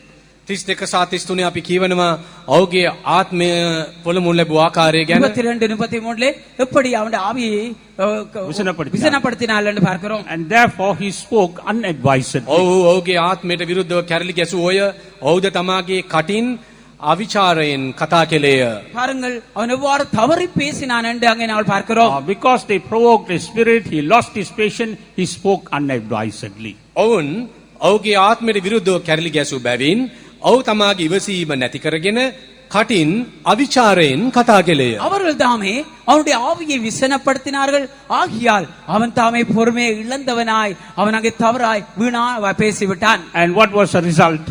මෙහි ප්‍රතිඵලය වූයේ කුමක්ද? அவனுடைய பிரதிபலன் என்ன? He could not enter into the land of Canaan. කානාන් දේශයට පිවිසීමේ වාසනාව හිමි කරගත්තා. அவனோ அந்த கானான் தேசத்துக்குள்ளே பிரவேசிக்கிறதான சிலாக்கியத்தை இழந்து போய்விட்டான். By this we understand the importance of patience. මෙයින් අපි තේරුම් ගන්නේ ඉවසීමෙහි වැදගත්කමයි. இதிலிருந்து பொறுமையினுடைய முக்கியத்தை நாம் விளங்கிக் கொள்கிறோம். In connection with this patience, what did Jesus say? Anyone can remember that verse? මේ ඉවසීම සම්බන්ධයෙන් යේසුස් වහන්සේ කීවේ කුමක්දයි? ඔබගෙන් කී දෙනෙකුට මේ වෙලාවේදී මතක් වෙනවද? පදේ කියන්න පුළුවන්ද? பொறுமை சம்பந்தமாக கர்த்தராகிய இயேசு கிறிஸ்து என்ன சொன்னார் என்று யாருக்காவது இந்த வசனம் ஞாபகம் வருகிறதா? Jesus spoke about this patience. මේ ඉවසීම ගැන යේසුස් වහන්සේ කතා කළා. Anyone? கர்த்தர் அங்கே பொறுமையை குறித்து பேசினார். See whether the people here in the Matukulia, Sri Lanka, whether they are good in the word of God. බලමු ශ්‍රී ලංකා වාසීන්ට බයිබල් දැනුම තියෙනවද කියලා. பாருங்கள் மட்டக்குள்ளி இங்கே ஸ்ரீலங்கால இருக்கிறவர் நல்ல வேத அறிவிற்காண்டு பார்ப்போம். What did Jesus say about this patience? තමන් ඉවසීම ගැන යේසුස් වහන්සේ කිව්වේ කුමක්ද? கர்த்தர் அந்த பொறுமையை குறித்து அவர் என்ன கூறினார்? Anyone? Any young people or old people? තරුණයන් හෝ මහල්ලන් හෝ வாலிபர்களோ வயது முதிர்ந்தவர்களோ possess your soul in patience. ශාන්ති ගුණයෙන් නුඹලාගේ ආත්මය ගලවා ගනිල්ලා. பொறுமையினாலே உங்கள் ஆத்துமாவை காத்துக் கொள்ளுங்கள். Yes, if we don't have patience, we will lose our soul. ශාන්ති ගුණය නැත්නම් ඉවසීම නැත්නම් ඔබගේ ආත්මය ඔබ නැති කර ගන්නවා පමණකි. பொறுமை இல்லாவிட்டால் உங்கள் ஆத்துமாவை நஷ்டப்படுத்திக் கொள்வீர்கள். That's why we have to go through this kind of trial to create patience. මේ නිසා අප තුළ ඉවසීම වැඩි වර්ධනය කර ගැනීම පිණිස මෙවැනි පරීක්ෂා ඔස්සේ පියමන් කිරීම අත්‍යවශ්‍ය වේ. ஆகையால் தான் எங்களுக்குள்ளே பொறுமையை உண்டாக்கும்படி இப்படிப்பட்டதான சோதனைகளுக்கூடாக கடந்து செல்வது அவசியமாயிருக்கிறது. And one way of learning patience here, James says, we can consider the prophets. ඉවසීම ඉගෙන ගන්නා තවත් ආකාරයක් නම් යාකෝබ් කියන පරිදි ආදි ප්‍රොපෙතවරුන්. அங்கே ஒரு பொறுமையை கற்றுக்கொள்ள ஒரு வழியை இங்கே யாக்கோபு சொல்கிறார். இங்கே தீர்க்கதரிசிகளை இங்கே முற்பை தீர்க்கதரிசிகளை பார்க்க வேண்டும். In James chapter 5 verse 10, we can look at them as an example of suffering, affliction and patience. පීඩාවේදී ඉවසීමේ ආදර්ශයක් වශයෙන් මේ ප්‍රොපෙතවරුන් දෙස අපට බැලිය හැකි යාකෝබ් 5:10 කියා තිබෙන පරිදි. அங்கே யாக்கோபு 5ஆம் அதிகாரம் 10ஆம் வசனத்திலே அங்கே தீர்க்கதரிசிகள் தங்களுடைய துன்ப வேளையிலே எவ்வாறு நீடிய பொறுமையாயிருந்து எங்களுக்கு திருஷ்டாந்தமாயிருக்கிறார்கள் என்பதை அங்கே கூறுகிறார். And he also gives us the example of Job. ඒ සමගම யோப்ගේ ආදර්ශය ගෙන හර දක්වයි. அதோடு கூட யோபுடைய உதாரணத்தையும் கூட எங்களுக்கு முன் வைக்கிறார். He says, you have heard the patience of Job. ඔබ යෝග්‍ය ඉවසීම ගැන අසා තිබේ. நீங்கள் யோபினுடைய பொறுமையை குறித்து கேள்விப்பட்டிருக்கிறீர்கள். And have seen the end of the Lord, that the Lord is very pitiful and of tender mercy. ස්වාමීන් වහන්සේගේ තීරණයද නුඹලා දුටුවහුය. ස්වාමීන් වහන්සේ බොහෝ අනුකම්පාවක් ඇත්තා වූ දයාවන්ත වූ කෙනෙක් කිය. கர்த்தருடைய செய்கையின் முடிவையும் கண்டிருக்கிறீர்கள். கர்த்தர் மிகுந்த உருக்கமும் இரக்கமும் உள்ளவராயிருக்கிறார். When we are patient, when we patiently wait for the Lord, we can understand the mercy of the Lord, the compassion of the Lord. ඉවසීමෙන් ස්වාමීන් වහන්සේ බලා සිටිද්දී උන්වහන්සේගේ අනුකම්පාවත් දයාවන්ත බවත් අපට අත්දකින්න පුළුවන් වෙනවා. நாங்கள் கர்த்தர் மேல் பொறுமையாய் காத்திருக்கின்றான வேளையிலே அவருடைய மிகுந்த உருக்கம் இரக்கத்தை காணக்கூடியதாயிருக்கும். Praise be to God. දෙවියන් වහන්සේට ස්තුතියි. கர்த்தருடைய நாமத்துக்கு மகிமை உண்டாகட்டும். And what is the end product or the blessing of this type of trial? මෙවැනි පරීක්ෂාවක අවසන් ප්‍රතිඵලය වන්නේ කුමක්ද? இப்படிப்பட்டதான சோதனையினுடைய முடிவு பொருள் என்ன? In the James 1:12 we read that blessed is the man that endureth temptation, for when he is tried, he shall receive the crown of life which the Lord has promised to them that love him. යාකෝබ 1:12 පරීක්ෂා ඉවසන මනුෂයා වාසනාවන්තයෙක් කිය මක්නිසාද ඔහු ඒත්තු ගනු ලැබූ කල තමුන්ට ප්‍රේම කරනවුන්ට ස්වාමින් වහන්සේ විසින් පොරොන්දු වුණා වූ ජීවනය නම් ඔටුන්න ලබන්නේය. யாக்கு முதலாம் அதிகாரம் 12ஆம் வசனம் சோதனையை சகிக்கிற மனுஷன் பாக்கியவான் அவன் உத்தமன் என்று விளங்கின பின்பு கர்த்தர் தம்மிடத்தில் அன்புள்ளவர்களுக்கு வாக்குத்தத்தம் பண்ணின ஜீவ கிரீடத்தை பெறுவான். So here we see the endurance. That means a test of endurance test. මේදී අප දකින පරික්ෂාව නම් දරා ගැනීමේ පරික්ෂාව. இங்கே சகிக்கின்றதான சகிப்புக்குரிய சோதனை.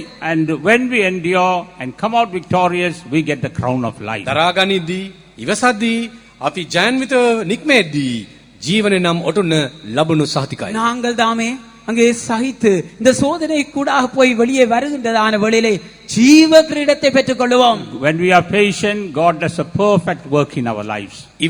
ඉවසිලිවන්තව රැඳී සිටිද්දී ස්වාමින් වහන්සේ අප තුළ පිරිපුන් ක්‍රියාවක් සිදු කරනු ඇත. அங்கே நாங்கள் பொறுமையா இருக்கின்றான வேளையிலே கர்த்தர் தாமே பெரிய கிரியை எங்களுக்குள்ளே செய்கிறார். A perfect work. பூரணமான கிரியை செய்கிறார். And He helps us to get the crown of life. ඒ සම්පූර්ණ ක්‍රියාදාමය සමාප්ත කොට අපට ජීවන නැමැති ඔටුන්නද තිල්න කර දෙනසේක. அதோடு கூட நாங்கள் தாமே ஜீவ கிரீடத்தை பெற்றுக்கொள்ள அவர் உதவி அளிக்கிறார். This year, let us check and see whether we pass this endurance test or not. මේ වසරේදී ඔබගේ ජීවිතය පරික්ෂා කර බලන්න මේ දරා ගැනීමේ පරික්ෂාවෙන් ඔබ සමත් වුණාද නැද්ද කියා. இந்த வருடத்திலே இந்த சகிப்புக்குரிய சோதனை கூட போகின்ற பொழுது நீங்கள் சித்தி எய்தீர்களா என்று ஆராய்ந்து பாருங்கள். If not, you can come close to God so that in the coming year God may give you the victory. එසේ නොවුවා නම් දෙවියන් වහන්සේ ළඟා වන්න මේ ඉදිරියේ දුදාවේදී වසරේදීවත් ඔබට ජයග්‍රහණ ලැබෙන පිණිස. அப்படி இல்லாவிட்டால் கர்த்தரண்டை கிட்டி சேருங்கள் இந்த வருட இறுதியிலாவது ஜெயத்தை பெற்றுக் கொள்ளும்படியாக.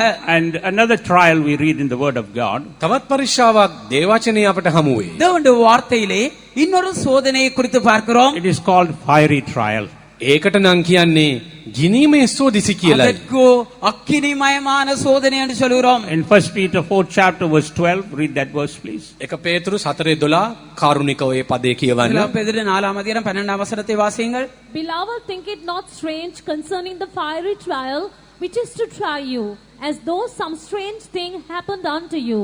பிரியமானவர்களே, உங்களை சோதிக்கும்படி உங்கள் நடுவில் பற்றி எரிகிற அக்கினியை குறித்து ஏதோ புதுமை என்று திகையாமல் ප්‍රේමවන්තෙනි නුඹලා සෝදිසි කිරීම පිණිස පැමිණෙන නුඹලා අතරේ තිබෙන ගිනිමේ පීඩාව ගැන අපූර්ව කාරණාවක් නුඹලාට සිද්ධ වෙන්නක් මෙන් පුදුම නොවෙල්ලා. So here we read about fiery trial. මෙහි ගිනීමය පීඩාවනොත් සෝදිසි ගැන අපි කියවනවා. இங்கே பற்றி எரிகிற அக்கினி சோதனை என்று பார்க்கிறோம். And what's the purpose of this trial? මේ සෝදිසියේ අරමුණ කුමක්ද? இந்த சோதனையினுடைய நோக்கம் என்ன? To prove our faithfulness to God. දෙවියන් වහන්සේ කෙරෙහි රැඳුණු අපගේ විශ්වාසවන්තකම පරීක්ෂා කිරීම. தேவன் பேரில் இருக்கிற எங்களுடைய உண்மையை சோதிக்கின்ற சோதனை. In many places, even God's people go through that kind of trial. බොහෝ ස්ථානවල දේවදරුවන් ඒ පරීක්ෂාව ඔස්සේ අනිවාර්යයෙන්ම ගමන් කරමින් සිටිනවා. பல இடங்களிலே தேவனுடைய பிள்ளைகள் இந்த சோதனை கூட போய்க் கொண்டிருக்கிறார்கள். Sometimes some are literally thrown into the fire in order to prove their faithfulness. සමහර විට තමුන්ගේ අවංක බව තාවුරු කිරීම සඳහා සමහර දේවදරුවන් භෞතික වශයෙන් කියන්නේ වචනාර්ථයෙන් ඔවුන් ගින්නට හෙළු ලබනවා. சில தேவனுடைய பிள்ளைகள் அவருடைய உண்மையை சோதிக்கும்படியாக அவர்கள் சொல்லோடு பிரகாரமான அக்கினிக்குள்ளே வீசப்படுகிறார்கள். And we know the example of the Old Testament saints Shadrach, Meshach and Abednego. පරණ ගිවිසුමේ සුද්ධවන්තයන්ගේ නිදර්ශනයක් අපට ලැබෙනවා. ඒ තමයි ඒ තුන් දෙනා ශද්‍රක්, මෙෂක් සහ අබෙද්නෙගෝ. பழைய ஏற்பாட்டிலே உதாரணமாக ஷாத்ராக், மேஷாக், ஆபேத்நேகோ என்பவர்கள் காணப்படுகிறார்கள். When they stood for the Lord, they said that we will worship no other God. They were thrown into the burning fire. අපගේ ජීවමාන දෙවියන් වහන්සේ හැර වෙනත් කිසිම දෙවි කෙනෙකුට අපි සිරසන නමන්නේ නැතයි. ඔවුන් සත්‍ය වෙනුවෙන් ස්ථිරව සිටිද්දී සිදුවේ කුමක්ද? පදගතාර්ථ වශයෙන් ගින්නට ගිනි උදුනට හෙළනු ලැබුවා. அவர்கள் தாமே எங்களுடைய ஜீவன் உள்ள தேவனை தவிர வேற ஒருவரையும் நாங்கள் வணங்க மாட்டோம் என்று சொன்ன பொழுது பற்றி எரிந்து கொண்டிருக்கிற அக்கினிக்குள்ளே வீசப்பட்டார்கள். In Daniel chapter 3 we read about that incident. ඒ සිදුවීම ගැන දානියෙල් 3 වෙනි පරිච්ඡේදය අපට කියවිය හැකි. அந்த சம்பவத்தை குறித்து தானியேல் 3ஆம் அதிகாரத்திலே வாசிக்கிறோம். And in order to make our message short, I will just go direct to the point. පණිවිඩය කෙටි කිරීම සඳහා ඍජුවම කරුණ වෙත ගමන් කරමි. அங்கே என்னுடைய சுருக்க சொல்லும்படியாக குறிப்பை நான் சொல்லுகிறேன். And what are the things they were tested? ඒ අවස්ථාවේදී පරීක්ෂාවට ලක් වූයේ මොන කරුණුද? அவர் அந்த வேளையிலே என்ன காரியத்தை நிமித்தம் சோதிக்கப்பட்டார்கள்? What are the things in their life that was tested or tried by the fire? ගින්න මගින් පරීක්ෂා කරනු ලැබූ නැත්නම් සෝදිසි කරනු ලැබූ කරුණු මොනවාද? அந்த அக்கினியினாலே அவர்களுடைய ஜீவிதத்திலே காணப்பட்ட என்னென்ன காரியங்கள் சோதிக்கப்பட்டது?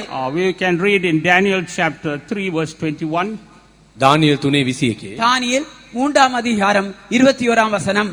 Then these men were bound in their coats, their hosen and their hats and their other garments, and were cast into the midst of the burning fiery furnace. அப்பொழுது அவர்கள் தங்கள் சால்வைகளோடும் நிசார்களோடும் பாகைகளோடும் மற்ற வஸ்திரங்களோடும் கட்டப்பட்டு எரிகிற அக்கினி சூளை நடுவிலே போடப்பட்டார்கள். එකල ඔහු ඒ මනුෂ්‍යයන් ඔවුන්ගේ පොරෝනද සැට්ටද සලුද වෙනත් වස්ත්‍රද පිටින් බැඳ ඇවිලෙන ගිනි උඳුන මැදට හෙළූහ.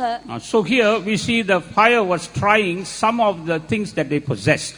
ඔවුන් සතුව තිබුණු සමහර දෑ ගින්න මගින් පරීක්ෂා කරනු ලැබූ බව පැහැදිලි. இங்கே அவர்களோடு கூட இருந்தான சில பொருட்கள் அந்த சோதனையினாலே சோதிக்கப்பட்டது என்று தெளிவாக காண்கிறோம். Here the coats they were wearing were tested. ඔවුන් හැඳගෙන සිටි පොරෝන පරීක්ෂාවට ලක් වුණා. அவர்கள் போட்டிருந்தான வஸ்திரங்கள் சோதிக்கப்பட்டது. Coats. சால்வைகள். First, the word coats, if you see in the English Bible, it says mantle. Their mantle was tested. ඉංග්‍රීසි බයිබලයේ අනුව ඒ පොරෝණය அங்கே வேத தமிழிலும் சால்வை என்று சொல்லப்பட்டிருக்கிறது. What does this mantle show in our lives? ඒ පොරෝණය පිටත වස්ත්‍රය ඒ අපේ ආත්මීය ජීවිතේ පෙන්눔 කරන්නේ කුමක්ද? சால்வை எங்களுடைய ஆவிக்குரிய வாழ்க்கையில் என்னத்தை காட்டுகிறது? Our anointing. ආලේපය. அபிஷேகம். You can go and check the verse for yourself. The mantle speaks about anointing. මේ උඩ පළඳිනේ පිටින් පළඳින වස්ත්‍රය එය පෙන්눔 කරන්නේ ආලේපයයි. சால்வை அபிஷேகத்தை காட்டிக் கொண்டிருக்கிறது. இதற்குரியான வசனத்தை நீங்கள் தேடி கண்டுகொள்ளுங்கள். So mantle or anointing is also a fire. මේ නිසා ආලේපයත් ගින්නක් කිය. அபிஷேகம் ஒரு அக்கினிதான். And our anointing must be sufficient to meet the fiery trials.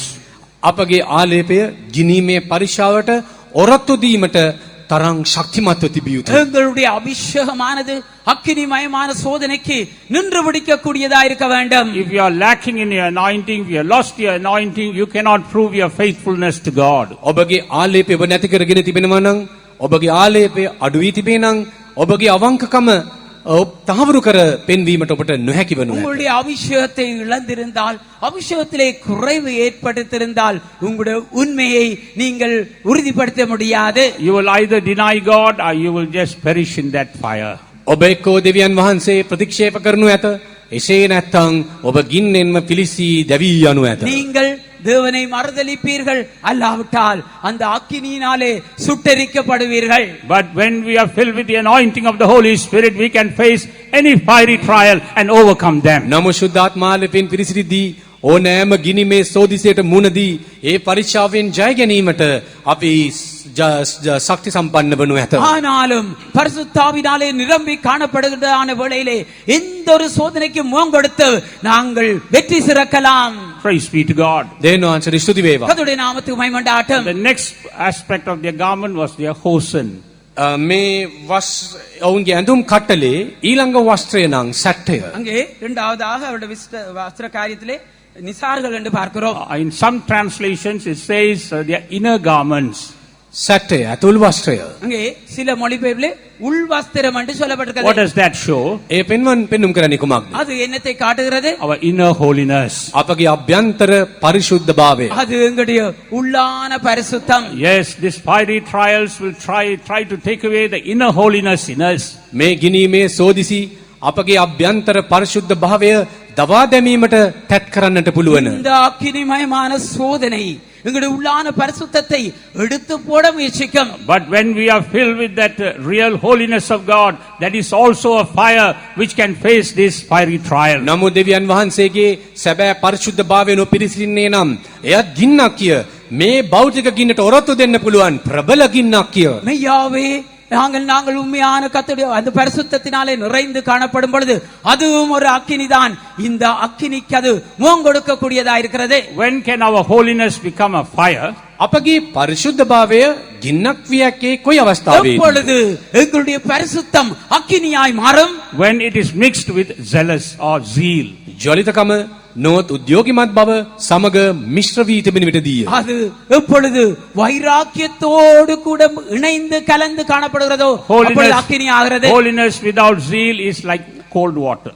උද්‍යෝගිමත් භාවයක් නැති පරිශුද්ධභාවය හරියටම ඇල්වතුර වගේ. வைராக்கியம் இல்லாத ஒரு பரிசுத்தம் சரியாக பச்சை தண்ணியை போல் காணப்படுகிறது. But when our holiness is mixed with zeal, it becomes a fire that can meet any enemy fire. අපගේ පරිශුද්ධ භාවය උද්‍යෝගිමත් භාවය සමග මුසු වී තිබෙද්දී ඕනෑම ගින්නකට මුණ දෙන්න පුළුවන් ප්‍රබල ගින්නක් බවට පත්වනු නිශ්චිතයි. எங்களுடைய பரிசுத்தமானது அந்த வைராக்கியத்தோடு கூட இணைந்து காணப்படுகின்ற வேளையிலே எந்த ஒரு சத்துருக்கும் முகம் கொடுக்க கூடியவளாயிருப்போம். Praise be to God. දේවයන්ට ස්තුති වේවා. கர்த்தருடைய நாமத்துக்கு மகிமை உண்டாகட்டும். And another aspect of their garment was their hats. ඔවුන්ගේ ඇඳුම් කට්ටලේ තවත් වස්ත්‍රයක් තමයි ඔවුන්ගේ සලු. அவருடைய வஸ்திரங்களிலே அடுத்தது பாகை என்று நாங்கள் பார்க்கிறோம். The hat speaks about the hope of salvation. මේ සලු ඇතිමදාශ වන්නේ ඔවුන් තොප්පිය. එය ගැලවීමේ බලාපොරොත්තුව පෙන්눔 කරයි. பாகை அல்ல தொப்பி என்பது என்னத்தை காட்டுகிறது? தலைச்சீரா என்னத்தை காட்டுகிறால் ரட்சிப்பின் நம்பிக்கை. A hope of our final salvation. අපගේ අවසාන ගැලවීම පිළිබඳ බලාපොරොත්තුව. எங்களுடைய இறுதி ரட்சிப்பை குறித்ததான நம்பிக்கை. In 1 Thessalonians chapter 5 verse 8 we read about the helmet of salvation. 1 தெசலோனிක 5:8 අපි කියවන්නේ ඒ ගැලවීමේ හිස් වැස්ම ගැනයි. முதலாம் தெசலோனிக்கேயர் 5ஆம் அதிகாரம் 8ஆம் வசனத்திலே இங்கே நம்பிக்கை என்ற தலைச்சீராவை குறித்து பார்க்கிறோம். That hope must always be burning in our life. ඒ බලාපොරොත්තුව අපගේ ජීවිතේ සෑම විටම දැවි තිබිය යුතුයි. அந்த நம்பிக்கையானது எங்களுடைய வாழ்க்கையிலே எப்பொழுதும் எரிந்து கொண்டிருக்க வேண்டும். Jesus also spoke about the hope, how it should be burning within us. ඒ බලාපොරොත්තුව අප තුළ ඇවිලෙමින් සිටිය යුතු ආකාරය පිළිබඳව යේසුස් වහන්සේ කරුණු පහදා දී ඇත. அந்த நம்பிக்கையானது எங்களுக்குள்ளே கொழுந்து விட்டு எரிந்து கொண்டிருக்க வேண்டும் என்பதை குறித்து இயேசுவும் கூட பேசினார். In Luke chapter 12 verse 35 the Lord said, your loins be girded about and your lights burning. Luke 12:35 යේසුස් වහන්සේ කීවේ නුඹලාගේ ඉඟටි බැඳ නුඹලාගේ පහන්ද දල්වා තිබේවා. லூக்கா 12ஆம் அதிகாரம் 35ஆம் வசனத்திலே உங்கள் அறைகள் கட்டப்பட்டதாகவும் உங்கள் விளக்குகள் எரிகிறதாயும். Here the light speaks about the hope of our redemption. මෙහි පහන් යනු අපගේ මිදීමේ අපේක්ෂාව. இங்கே விளக்கு என்பது உங்களுடைய மீட்பின் நம்பிக்கையை குறித்து சொல்லப்பட்டிருக்கிறது. As the fiery trial comes, our hope must burn brighter and overcome that trial. ඒ ගිනීමේ සෝදිසි පැමිණෙද්දී අපේ බලාපොරොත්තුව වඩ වඩා දීප්තිමත්ව දැල්වෙමින් ඒ ගින්නට ඔරොත්තු දෙන්න තරම් ප්‍රබල ගින්නක් විය යුතුයි. அந்த சக்கினிமயமான சோதனை வருகிறான வேளையிலே எங்களுடைய நம்பிக்கையானது இன்னும் பிரகாசம் அடைந்து அந்த அக்கினியை மேற்கொள்ள வேண்டும். Then next we see garments in general. ඊළඟට පොදු වශයෙන් වස්ත්‍ර. அங்கே அடுத்தாக பொதுவாக வஸ்திரங்கள் என்று சொல்லப்படுகிறது. What does that show?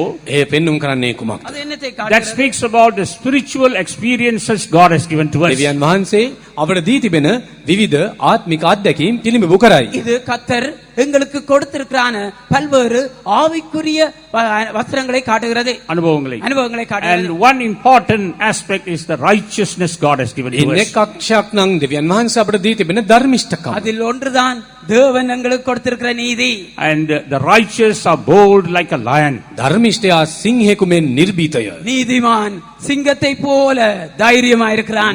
When we preserve a clean conscience before God, that righteousness of God will work through us. ඒ පිරිසුදු හෘද සාක්ෂිය දෙවියන් වහන්සේ ඉදිරියේ ආරක්ෂා කරගනිද්දී ඒ දේව ධර්මිෂ්ඨකම අපගේ ජීවිතේ ක්‍රියාත්මක වෙනවා. நாங்கள் தாமே நல்மன சாட்சியை எங்களுடைய வாழ்க்கையிலே பாதுகாக்கின்றதான வேளையிலே தேவ நீதி எங்களுடைய ஜீவியத்திலே கிரியை செய்கின்றதா இருக்கும். And we will be able to face that fire and overcome that A fire. තුලින් ගින්නට මුහුණ දීමටත් ගින්න ජය ගැනීමටත් අපට හැකිවනු නිශ්චිතයි. அதன் மூலமாய் அக்கினிக்கு முகம் கொடுத்து அதை மேற்கொள்ளக்கூடியவளாய் இருப்போம். Praise be to God. දෙවියන් වහන්සේට ස්තුතියි. கர்த்தருடைய நாமத்துக்கு மகிமை உண்டாகட்டும். When we come back to Daniel chapter 3, දානියෙල් 3 தானியேல் 3ஆம் அதிகாரத்துக்கு பார்க்கின்ற பொழுது in verse 27 we read, even their hair was not singed or burnt by the fire. 27 වෙනි පදේ අප කියවන්නේ ඔවුන්ගේ හිසකෙස් පවා අනතුරට ලක් නොවී තිබුණු බව. 27ஆம் வசனத்திலே நாங்கள் பார்ப்பது என்னவென்றால் அவர்களுடைய தலை மயிராவது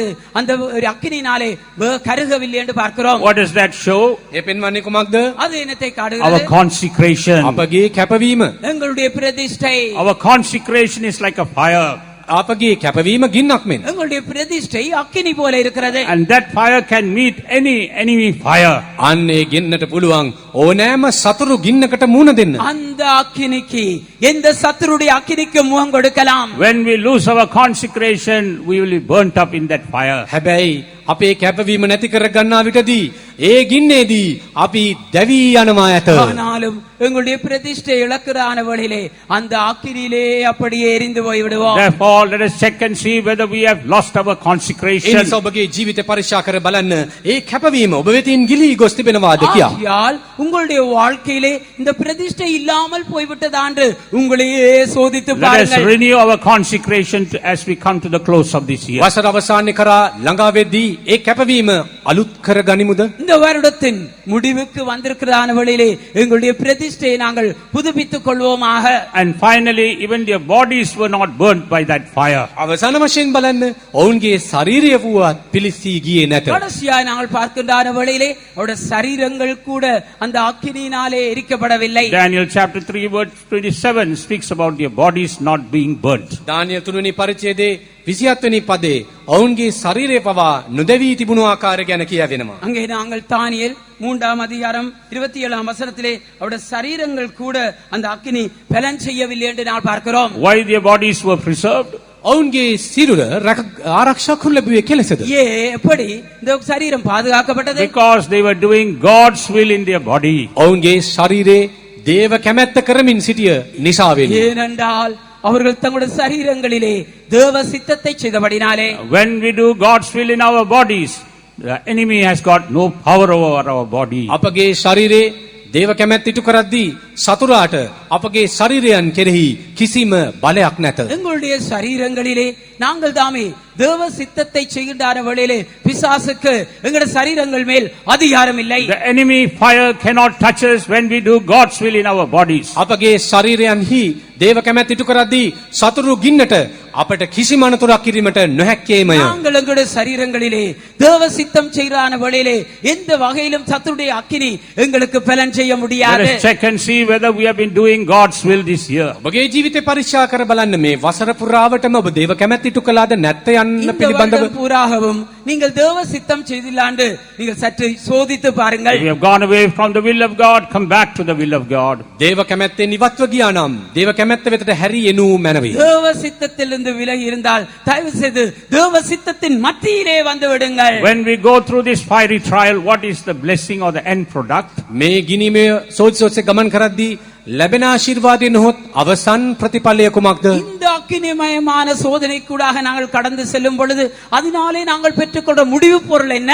In 1 Peter chapter 4 verse 13, we read that we shall receive the glory of Christ. 1 පේතෘ 4:13 කියා තිබෙන පරිදි ක්‍රිස්තුස් වහන්සේගේ තේජස අපි සතු කරගන්නෙමු. முதலாம் பேதுரு 4ஆம் அதிகாரம் 13ஆம் வசனத்திலே நாங்கள் தாமே தேவனுடைய மகிமையை அடைகிறோம். In the 12th verse, he speaks about the fiery trial. And the 13th verse, he says, we shall be glorified. 12 වෙනි පදේ ගිනීමේ සෝදිසිය ගැන කතා කිරීමෙන් අනතුරුව 13 වෙනි පදේ අප තේජසට පත් කරනු ලබන ආකාරය පිළිබඳව අවධාරණය කරයි. 12ஆம் வசனத்திலே அக்கினிமயமான சோதனை குறித்து பேசுகிறார். ஆனால் 13ஆம் வசனத்திலே அவர் என்ன சொல்கிறார்? நாங்கள் தேவனுடைய மகிமையை அடைகிறோம். Let us remember there is a glory waiting for us as we go through these fiery trials. මේ ගිනීමේ සෝදිසිය ඔස්සේ පියමන් කරද්දී අති මහත් තේජසක් අපෝදිසා තබා තිබෙන බව අමතක නොකරමු. இந்த அக்கினிமயமான சோதனை கூடாக போன்றான வேளையிலே எங்களுக்கு மகிமை ஒன்று வைக்கப்பட்டிருக்கிறது என்பதை ஞாபகத்திலே வைத்துக் கொள்ளுங்கள். And finally, one more trial I would like to tell you. අවසන් වශයෙන් තවත් එක් සෝදිසියක් ගැන පමණක් කියන්නද? கடைசியாக இன்னொரு சோதனை குறித்து உங்களுக்கு சொல்லட்டுமா? The name of this trial is the trial of the quality of our life.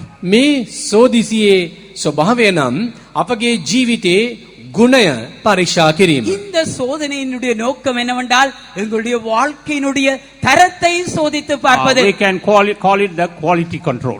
එය ගුණාත්මක පරීක්ෂාවක් කියලා අපිට කියන්න පුළුවන්. அதை நாங்கள் தர கட்டுப்பாடு என்று சொல்லலாம். Read in 1 Corinthians chapter 3 එක කොරින්ති 3 වෙනි පරිච්ඡේදයේ முதலாம் கொரிந்தியர் 3ஆம் அதிகாரம் and read verses 12 and 13. 12 13 வசனங்கள். Now if any man build upon this foundation gold, silver, precious stones, wood, hay, stubble, every man's work shall be made manifest, for the day shall declare it, because it shall be revealed by fire, and the fire shall try every man's work of what sort it is. ஒருவன் அந்த அஸ்திபாரத்தின் மேல் பொன், வெள்ளி, விலையேற பெற்ற கல், மரம், புல், வைக்கோல் ஆகிய இவைகளை கட்டினால் அவனவனுடைய வேலைப்பாடு வெளியாகும். நாளானது அதை விளங்க பண்ணும். ஏனெனில் அது அக்கினியினாலே வெளிப்படுத்தப்படும். அவனவனுடைய வேலைப்பாடு எத்தன்மை உள்ளது என்று අක්කිනියානද පරිශෝධිக்கும். නමුත් අත්තිවාරම පිට යමෙක් රන් රිදී අනර්ග ගල් ලී තෘණ පිදුරු ගොඩනගන්නේ නම් එක් එක්කෙනාගේ කර්මාන්තය ප්‍රකාශ වන්නේය. මක්නිසාද එය ගින්නෙන් එළිදරවන නිසා ඒ දවස තෙමේ එය ප්‍රකාශ කරන්නේය. එක් එක්කෙනාගේ කර්මාන්තය කොයි ආකාරදයි ගින්නෙන්ම ඔප්පු වන්නේය. Yes, the fire will reveal what kind of material we are. ඔබ කුමන ද්‍රව්‍යකින් සැදී සිටිනවාද යන්න ගින්න පෙන්වා දෙයි. ஆம், நாங்கள் எப்படிப்பட்ட பொருளாய் காணப்படுகிறோம் என்று அந்த அக்கினி சோதிக்கும். Yes, we have to build our lives with gold. රන් වලින්ම ජීවිතේ ගොඩනගන්න ඕනේ. எங்களுடைய ஜீவியங்களை பொன்னினாலே கட்டி எழுப்ப We வேண்டும். have to build our life with silver. රිදි වලින් ගොඩනගිය යුතුයි. எங்களுடைய ஜீவியங்களை வெள்ளியினாலே கட்ட We வேண்டும். have to build our life with precious stones. අනර්ග ගල් වලින් ජීවිතේ සාදාගත යුතුයි. ஆம், எங்களுடைய ஜீவியத்தை வெளியேற பெற்ற கற்களினாலே கட்ட I'll வேண்டும். just tell a few points and conclude. කරුණු කීපයක් පවසා නිම කරන්න. சில காரியங்களை செய்துவிட்டு நான் சொல்லிவிட்டு முடிக்கிறேன். Gold, what does that show? රන් පෙන්වන්නේ කුමක්ද? இந்த பொன் என்னத்தை காட்டுகிறது? Our faith and the power of God. දෙවියන් වහන්සේගේ බලය කෙරෙහි ඇති ඇදහිල්ල. எங்களுடைய விசுவாசமும் தேவ வல்லமையும். Our life must be built by faith and the power of God. අපගේ ජීවිතේ ගොඩනැගිලි ලැබිය යුත්තේ ඇදහිල්ල සහ දේව බලය පෙරදැරී කරගෙනයි. எங்களுடைய ஜீவியமானது விசுவாசம் தேவனுடைய வல்லமையின் மேல் கட்டி எழுப்பப்பட வேண்டும். And only by that our life can stand the fire when we are tried. එතුලින් පමණයි පරීක්ෂාවට ලක් වෙද්දී ගින්නට ඔරොත්තු දෙන්නට අපට පුළුවන් වන්නේ. அப்பொழுது மாத்திரமே நாங்கள் சோதனைக்கு முகம் கொடுக்கின்றதான வழியிலே அக்கினிக்கு நின்று பிடிக்கலாம். I am not going to give you the verses, you can go and search for yourself. Bible පද දෙන්නේ නැහැ. නිවසට ගොස් ඒවා සොයා බලන්න. நான் வேதத்திலிருந்து வசனங்களை தரப்போறதில்லை, வீட்டுக்கு சென்று சோதித்து பாருங்கள். And next, our life must be built with silver. මීළඟට අපගේ ජීවිතේ රිදි වලින් සාදුන් ලැබිය යුතුයි. இரண்டாவதாக எங்களுடைய ஜீவியங்கள் வெள்ளியினாலே கட்டப்பட வேண்டும். And silver speaks about sanctification or holiness. රිදි පෙන්වන්නේ පිරිසිදු කර ලැබීම නැත්නම් සුද්ධකම. வெள்ளி பரிசுத்தமாக்கப்படுவது, பரிசுத்தம் என்பதை காட்டுகிறது. It also speaks about redemption. එය මිදීමත් පෙන්눔 කරයි. அது மீட்பை குறித்தும் பேசுகிறது. Unless we are wholly sanctified, we cannot be redeemed. සහ මුලින්ම පිරිසිදු කරනු ලැබුවොත් මිස මුදනු ලැබිය නොහැකේමය. முற்றும் முழுதாக நாங்கள் பரிசுத்தமாக்கப்பட்டால் ஒழிய மீட்கப்பட மாட்டோம். When the Lord comes, we must be ready to be redeemed. සමිඳුන් ප්‍රකාශ වෙද්දී මුදනු ලැබිත් හැකි තත්වයක දක්වනු ලබනවාද? கர்த்தர் வருகின்றான வேளையிலே மீட்கப்படும் நிலவரத்தில் இருக்கிறோமா? And precious stones, what does it show? අනර්ග ගල් පෙන්눔 කරන්නේ මොනවාද? விலையேற பெற்ற கல் என்னத்தை காட்டுகிறது? The precious truths that creates the character, precious character in our life. අප තුල අනර්ග චරිත ගුණාංගයන් ගොඩනගන ඒ අනර්ග සත්‍යයන් அங்கே விலையேற பெற்ற அதாவது சுவாவங்களை உருவாக்கப்படுற விலையேற பெற்ற கனிகள் என்று பார்க்கிறோம். The truths that create. உண்மைகள், சத்தியங்கள் என்று பார்க்கிறோம். Without the truth, our character cannot be transformed. සත්‍යයන් නැතිව අපගේ චරිතය වෙනස් කළ නොහැකිය. சத்தியங்கள் இல்லாமல் எங்களுடைய ஜீவியத்தை மாற்ற முடியாது. We must go deep into the truth of God. දෙවියන් වහන්සේගේ සත්‍ය තුලට ගැඹුරටම ගමන් කළ යුතුයි. தேவனுடைய சத்தியத்துக்குள்ளே ஆழமாக செல்ல வேண்டும். Into a life of separation. වෙන්වීමේ ජීවිතයක්, வேறு விடுதலின் ஜீவியம், Into the life of divine healing. දිව්‍ය සුවය, தெய்வீக Suvam, In the life of consecrated ministry. කැප වුණා වූ සේවය, பிரதிஷ்டை பண்ணப்பட்ட ஊழியம், And entire sanctification. සාමුලින්ම පිරිසිදු කර ලැබීම, முழுதாய் பரிசுத்தமாக்கப்படுவது, Attaining perfection. සම්පූර්ණත්වය කරා එල්බ ගැනීම, பூரணத்தை அடைவது, Truths of New Jerusalem and Zion. නවරසලම සහ සියෝන පිළිබඳ සත්‍යය, சியோன் புதிய எருசலேம் என்ற All சத்தியங்கள் these truths are like precious stones.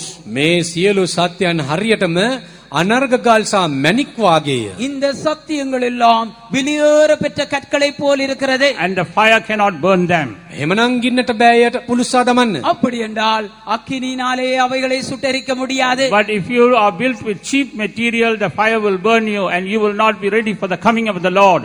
හැබැයි ලාභ මිලාඩු ද්‍රව්‍යයන්ගෙන් ඔබ සෑදී සිටිනවා නම් ඔබ දැවි යනවා ඇත. උන්වහන්සේගේ සූදානීමට නොහැකි වනු ඇත. லாபமான விலை குறைந்த பொருட்களினாலே நீங்கள் தாமே கட்டி எழுப்பிலானால் நீங்கள் அழிந்து போவீர்கள், எரிந்து போவீர்கள், அவருடைய வரைக்கண்டு ஆயத்தப்பட முடியாது. Therefore, let us examine ourselves. හැබැයි අපේ ජීවිතේම සහ බලමු. ஆகையால் எங்களுடைய ஜீவியங்களை சோதித்து Let us பார்ப்போம். be on our knees අපි දනි සිටීමු. நாங்கள் எல்லாரும் முழங்காற்படியிடுவோம். and see how we have been going through these various trials. බලන්න මේ විවිධ පරීක්ෂා ඔස්සේ ගමන් කළේ කෙසේද විමසා බලන්න. நாங்கள் தாமே பலவிதமான சோதனைகளுக்கூடாக எவ்வாறு சென்றோம் என்று ஆராய்ந்து பார்ப்போம். When you were tried in the life of separation, were you able to hold on to that truth? වෙන්වීම නැමැති පරීක්ෂා පැමිණෙද්දී සත්‍ය තදින් අල්ලාගෙන සිටින්න ඔබ සමත් වුණාද? வேறு பிரிதல் என்றதான சத்தியத்தை குறித்தான சோதனை வருகிறதான வழியிலே உங்களால் இறுக பற்றிக் கொள்ள முடிந்ததா? When you were tested in divine healing, were you able to stand firm? දිව්‍ය සුවය නැමැති පරීක්ෂාවට මුහුණ දුන අවස්ථාවේදී ස්ථිරව සිටියාද?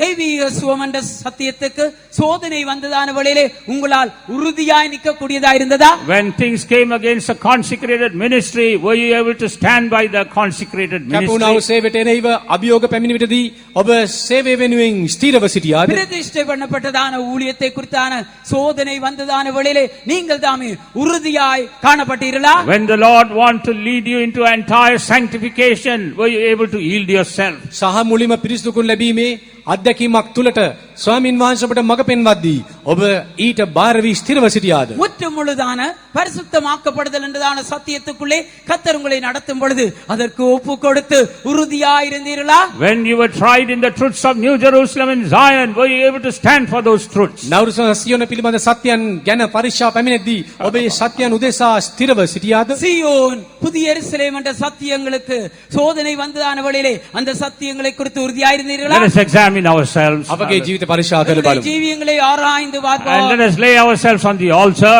පූජාසනෙ මත අපගේ ජීවිත තබමු. உங்களுடைய ஜீவியங்களை பலிபீடத்திலே Tell the ஒப்படைப்போம். Lord where all we have failed. ඔබ කුමන තැන්වලදී Hallelujah. පරාජයටපත් වුණාද ස්වාමින් වහන්සේට කියන්න. நீங்கள் எந்தெந்த இடத்திலே தோல்வி அடைந்தீர்களோ அதை ஆண்டவருக்கு சொல்லுங்கள். Wherever you went back, tell the Lord. කුමන දේවල්වලදී ආපස්සට ගියාද ස්වාමින් වහන්සේට කියන්න. எங்கெல்லாம் நீங்கள் பின்வாங்கினீர்களோ அதை ஆண்டவருக்கு Oh, let the Lord சொல்லுங்கள். once again renew us. ස්වාමින් වහන්සේ නැවත අප ප්‍රකෘතිමත් කරන සේක්වා. கர்த்தர் தாமே எங்களை மீண்டும் Let the உயிர்ப்பிப்பாராக. Lord quicken us once again. නැවතත් උන්වහන්සේ අප අලුත් කරන கர்த்தர் සේක්වා. தாமே எங்களை மீண்டும் புதுப்பிப்பாராக. Let the Lord strengthen us once වහන්සේ again. නැවතත් අප ශක්තිමත් කරන கர்த்தர் தாமே සේක්වා. எங்களை மீண்டும் Hallelujah. பலப்படுத்துவாராக. Oh, let the Lord fill us with His power and grace. ස්වකීය බලෙන් කරුණාවෙන් පුරවන සේක්වා. கர்த்தர் தாமே அவருடைய வல்லமையினாலும் கிருபையினாலும் Yes, எங்கள் ஒவ்வொருவரை the நிரப்புவாராக. Lord is moving in our midst. ස්වාමින් වහන්සේ මැද්දේ සක්මන් කරන எங்கள் සේක්වා. மத்தியிலே கர்த்தர் உலாவிக் Yes, the கொண்டிருக்கிறார். Lord is moving in our midst. වහන්සේ මැද්දේ සක්මන් කරන සේක්වා. தேவன் எங்கள் மத்தியிலே உலாவிக் கொண்டிருக்கிறார். Hallelujah. Hallelujah. Hallelujah. ஹalleluya. ஆமென் ஆண்டவரே. லவலகதினான். பதறிடுவேனோ கர்த்தரில் விசுவாசம் இருக்கையிலே கலங்கிடுவேனோ பதறிடுவேனோ கர்த்தரில் விசுவாசம் இருக்கையிலே நம்பிக்கை நங்குரமே இயேசுவில் மாத்திரமே ஆசையாய் நம்பிக்கை நங்குரமே இயேசுவில் மாத்திரமே கலங்கிடுவேனோ பதறிடுவேனோ கர்த்தரில் விசுவாசம் இருக்கையிலே கலங்கிடுவேனோ பதறிடுவேனோ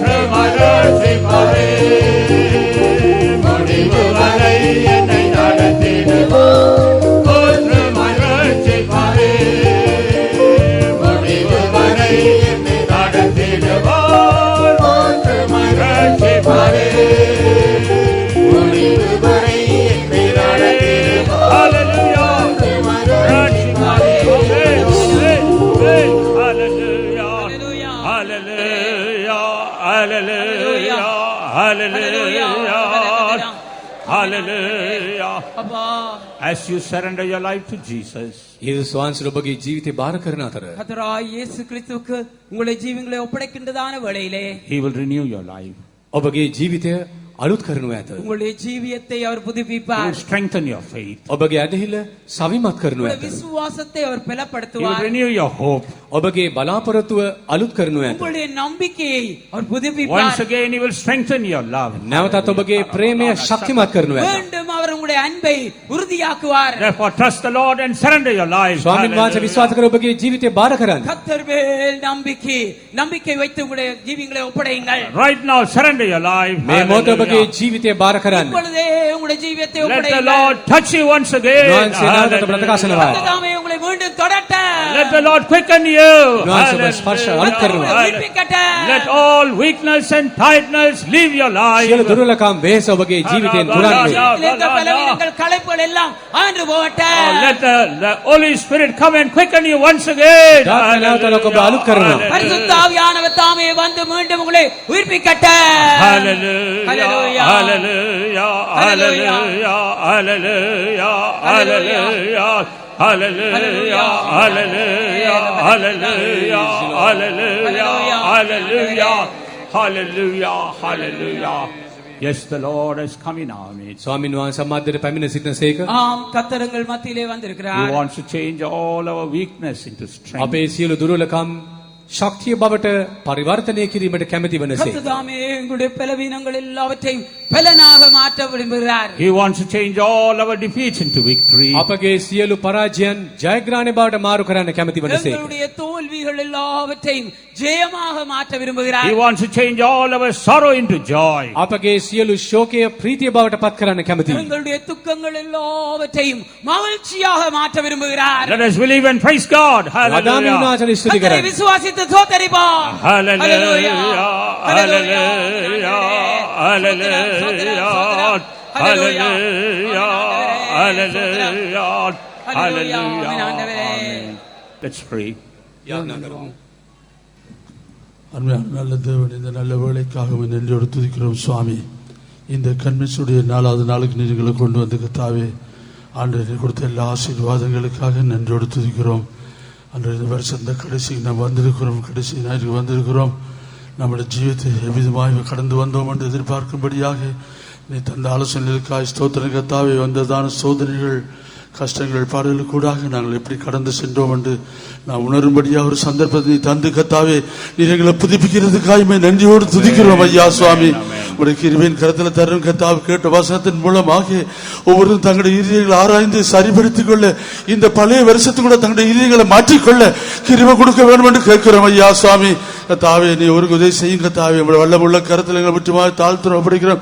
எப்படியாவது உடைய சித்தத்தை செய்து அன்றே நாம் உண்மையாக பிரியமாய் காணப்படத்தக்கதாக உடைய வழியில் நடக்கத்தக்கதாக எங்களுக்கு உதவி செய்யும், காத்துக்கொள்ளும், பொறுப்படும் சகலத்தின் ஆசீர்வதியும் இயேசுவின் நல்ல நாமத்தில் கேட்கிறோம் பிதாவே. දයබර ස්වාමිනේ, අපේ දුන්මානගේ ලාව නිසා අපි ඔබ වහන්සේට ස්තුති කරනවා. අද නැසූ වචනේ පරිදි අපගේ ජීවිත සකස් කරගෙන උපකාර කළ මැනව අපගේ මේ ගෙවි ගිය වසරේදී පරීක්ෂාට මුහුණ දුන්නේ කෙසේද? අපි සමත් වූවාද අසමත් වූවාද යන්න පිළිබඳ අපේ ජීවිත පරීක්ෂා කොට බලා ඔබ වහන්සේ තුල අලුත් වී අලුත් තීරණයන් තුරට එළඹී ස්වාමිනේ, ඔබ වහන්සේගේ වචනය අනුව ජීවත් වෙන අපට කරුණා දුන්න මැනව, ජයෙන් ජයට ගමන් කරන්න උපකාර කළ මැනව, හැම සෝදිසියකටම ගිනීමේ සෝදිසියකට වුවත් ඔරතු දෙන්න පුළුවන් ඔබ වහන්සේගේ බලයේ ශක්තිය සහ ගිනීමේ ආලේපය ඇතුව දක්වන ලබන උපකාර කළ මැනව, නව වසරේ ජයනුත පිවිසෙන අපට උපකාර කළ මැනව. අපි යටත් ඔබ වහන්සේට බාර වෙමු යේසුස් වහන්සේගේ නාමයෙන්. Righteous and holy Father, we praise and thank thee for the divine counsels given to us this morning. That has brought us to the last month of this year, O Father.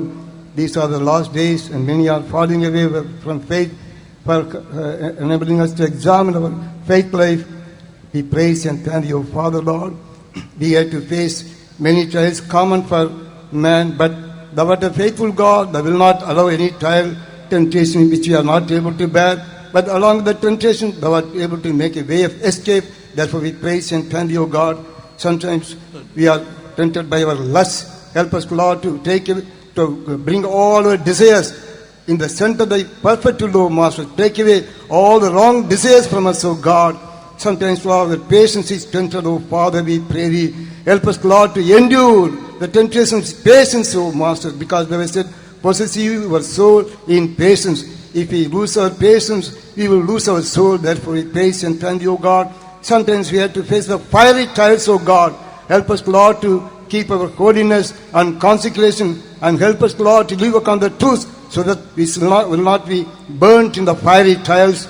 Yes, Lord, there are many blessings when we, Lord, endure the temptation. Blessed is the man who endures the temptation. Yes, Lord, when we endure the temptation, we are going to receive the crown of life. Therefore, we Amen. praise and thank you, O God, and to take for all the rest of the meetings. We give all the praise and honor and glory to thee. In Jesus' name we pray thee, Father. Amen. And now may the grace of our Lord Jesus Christ, the love of God, and the sweet fellowship of the Holy Spirit rest and abide with us until Jesus returns in glory. Hallelujah. Hallelujah. Hallelujah. Hallelujah. Hallelujah. Hallelujah.